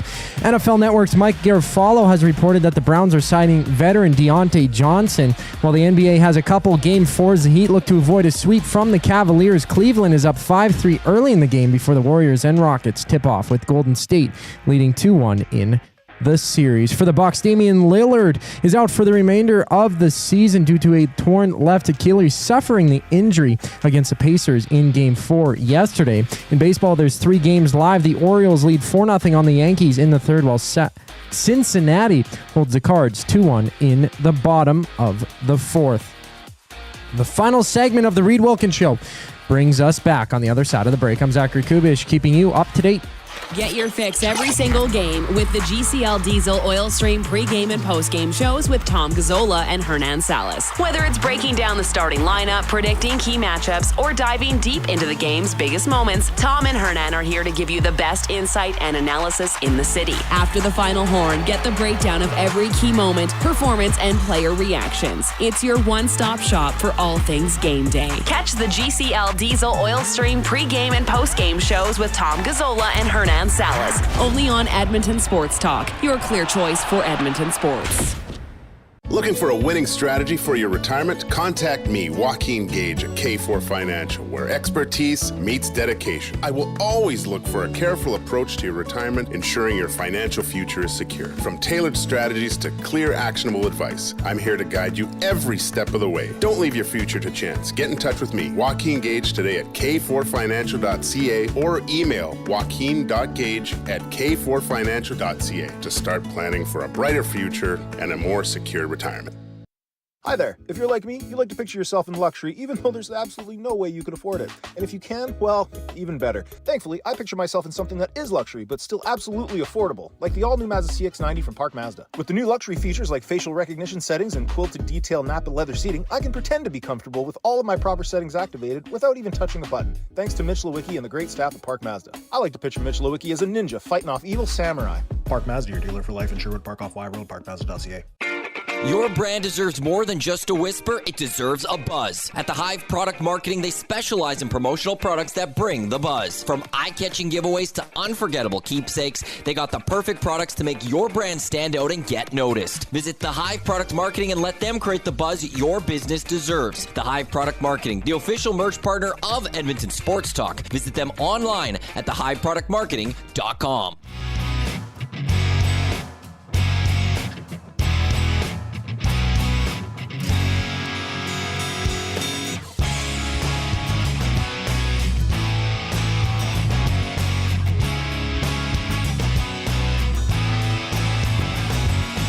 All right, good to have you tuning in. 11 seconds left in the first period. No score, Tampa Bay and Florida. So the road team has won every game so far in that series. Florida up 2-1 in the Oilers series. The home team has won every game. The Oilers will try to reverse that tomorrow night in Los Angeles. 8 o'clock game. We'll have an extended edition of the Reid Wilkins Show going until 6:30. And then Tom Gazzola and Hernan Salas will take over the stream at 6:30 for the GCL Diesel Oil Stream pregame show right up until the game at 8. Got a limerick here from Corey at work to read at EdmontonSportsTalk.com. The Kings thought they'd sneak out a win, but Draisaitl turned up with a grin. In overtime play, he said, "Not today," and slapped the last nail right in. Oh, we did read that. We did read that one? Yeah, but it was so worth good. reading. Yeah, I mean, people twice. might have missed it earlier. That's okay. Is the CFL draft tomorrow? Yeah. We'll have something on that tomorrow. Sure. You think Curtis Rourke will get picked? I don't know. I think somebody's got to take him. Later round? Yeah, I think you got to take him, don't you? I think you do. Somebody probably will. Timber Woodsman writes in on the River Cree Resort and Casino inbox. Country and Western sucks. Jeez. This one came in, Reid, and I want to talk about it because we talked about it earlier. That's, at some extent anyways. Was the Fiala knockdown not a high stick? No. I feel like everyone is talking about whether to have challenged the Fogle stab, but no one is talking about that Fiala stick. Okay, so first of all, for it to be a high stick, the stick has to be above the normal height of the shoulder. So if Kevin Fiala were standing straight up, then I don't think it would have been a high stick. And we've got it on the YouTube feed. Right. So if you're watching it on YouTube, it's flipped ahead. He hits, his stick is above is about head height, but he's crouched forward and leaning forward. Second of all, for a team who is scored on to challenge this for a missed stoppage, the missed stoppage has to have taken place in the in zone. Yeah. So he knocked it down in the neutral zone. So therefore the Oilers can't challenge it. It would have had to have been in the Oilers' end of the rink. So that's a really good question, and I'm glad it got brought up because we were talking about this afternoon. Because I thought, when I saw that, I thought that's more challengeable than the Fogle play, but it has to be a missed stoppage inside the zone. So the attacking zone, or I guess the team making the challenge would be in their defensive zone. Mm-hmm. So really good question. Not a play the Oilers could have challenged. And again, it wouldn't have been a challenge that they would have won because it's the normal height of the shoulder. So if you were down on your knees, if you'd been knocked down, you could reach up with your stick and slap a puck that's just barely above your head because they would say, well, if you were standing up, that would have been waist height. So it would have counted. And the parry play, see, there's two different rules for a high stick. If you score, it's the crossbar. If you're just knocking it out of the air to yourself, it's the shoulder. So no, I think both of Perry's touch was below the crossbar anyway, but he could have hit it above the crossbar and below the shoulder down onto the ice and then scored legally. Does that make sense? Yes, there you go. That's But why good I question. asked. And I mean, the missed stoppage thing is all because I think there was a missed hand pass in San Jose and St. Louis, like in 2018 or 19 or whatever that was. So that's why they put in that challenge. That's a really good question, though. I don't think they should have challenged the Fogle for goalie interference. I don't see that one. All right. I'm refreshing it. We're at 337 thumbs. So let's see if we can get to 350, but this will be our new show record. Pretty good. Very good. Pretty good. People got in there and rallied. Good audience today. People are interested in the Oilers, obviously, in their continuing efforts in the playoff run. So we had an awesome day here at EST. We don't get to see the number. I wouldn't be surprised if this is one of, if not our biggest day ever. I would have to think it is in terms the morning of likes. show was clipping along. Yeah. Never.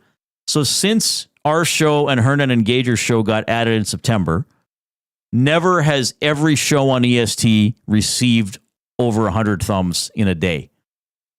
Every show did today. I mean, Dustin got over 1,000. I think Hernan and Gager had about what we did.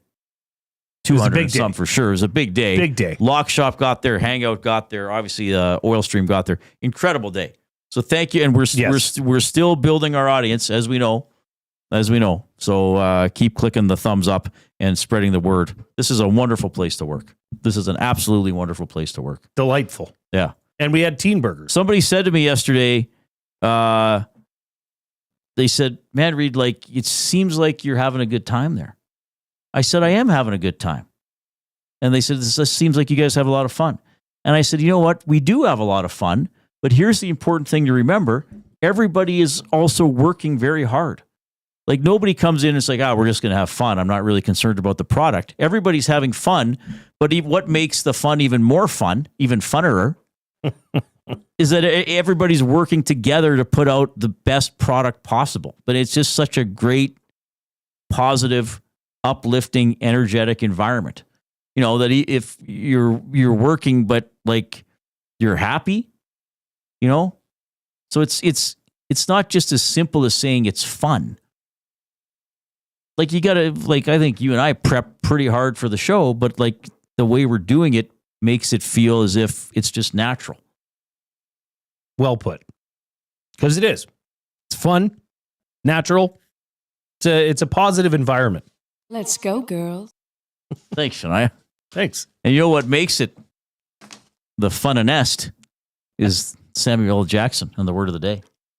The word of the day with Reid and Jay. Oh, I'm sorry. Did I break your concentration? What do they got to say? Say what again? Say what again? I dare you. Let's find out. English, do you speak it?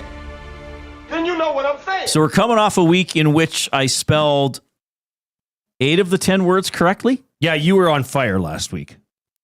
You really were. I had a pretty good week, and I think I got 4 or 5 of the definitions. So pretty good week overall. Let's see if I can keep building on that. Will I get stronger as the playoffs get stronger, just like we're hoping the Oilers do? Let's see. TBD, bro. The first word of the day, gloaming. Gloaming. Gloaming. Gloaming. And I believe this is sort of what it's like at twilight. Sort of relates to the light at twilight, is gloaming. Yeah, baby. Yeah.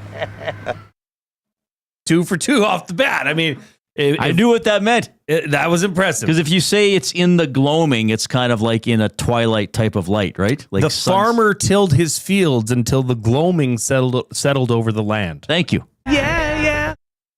Second word of the day, alacrity. Alacrity. ALACRITY. And this, I believe, means to operate with with quickness and urgency, like not to make sure you're not wasting any time. Al Michaels uses this when a team is in a 2-minute drill on football. And it looks like the Cowboys will have to move with alacrity here because they're out of timeouts. I can't take it anymore. That's wrong? It's not right. It's not 100% right. Okay. I'm going to have to... okay, what's your final definition? To perform in a manner that economizes the use of your time. Maximizes the use of your time. Believe in me. I'm right and I'm wrong. You are. You're both. We'll solve this. Feel your anger. You and I can figure this out. Alacrity refers to a quick and cheerful readiness to do something. Oh, really? Yes. Then Al Michaels isn't even really using it correctly. So he's using it that you got to be quick and ready, but cheerfulness wouldn't apply in a 2-minute drill in football. She accepted the invitation to go on the trip with an alacrity that surprised her parents, who had assumed she wouldn't be interested. Oh, okay. So when I read in the sentence, what you said sounded more correct. Okay. The cheerfulness was what you lacked to right. I didn't know that. So So Al Michaels has misled the football watching audience. Al Michaels, a team in a 2-minute drill wouldn't have to necessarily move with alacrity because you wouldn't associate being cheerful as part of that process. No. Al Michaels has failed as a broadcaster. Everybody, big time. Finishing up a heater. That's why my favorite broadcasting Michaels is Jack Michaels. Yeah. Well, speaking of, he was on fire. That was phenomenal. I went back and watched highlights. He sounded great. He did. He sounded great. All right. 3.5 out of 4, Reid. Mark that down. You need to give me a half for alacrity? I am, because pretty good. You were directionally and correct. I've been very good spelling now. So now I believe 10 of the last 12 spelling correctly. Or did I get both of them wrong on Friday? I'm either 10 of the last 12 or 9 of the last 12. For sure, right? Do you want to give a bonus word of the day just for the people because they supported us today? Sure, let's do it quickly. Let's do it. Let's do it quickly. Let's do it. That's too easy. Oh, well, I'll give it to him because you're gonna hammer this. Decimate. DECIMATE. This is to completely destroy, basically. Like the city was decimated by bombing. The football team decimated their opponent in the 71-0 win. What a way to finish, Reid. Yeah, that was pretty easy. That's an exhibition word. It does not count towards the official 5.5 out of 6 today. That was fantastic. That word should not count. That's too easy. Reid, it was too easy. It counts. It's going on the record book because all right, we delivered a record ourselves today. We did. We got 343 thumbs. I'll take that because it's a palindrome, and I like palindromes. 6 a.m. Nielsen Show resumes the live stream. We have an extended show tomorrow until 6:30. Oil Stream pregame show at 6:30 tomorrow night. Game is at 8. Game 5, Oilers and Kings. On behalf of the Coob and the Glue Guy, I'm Reid. Take care.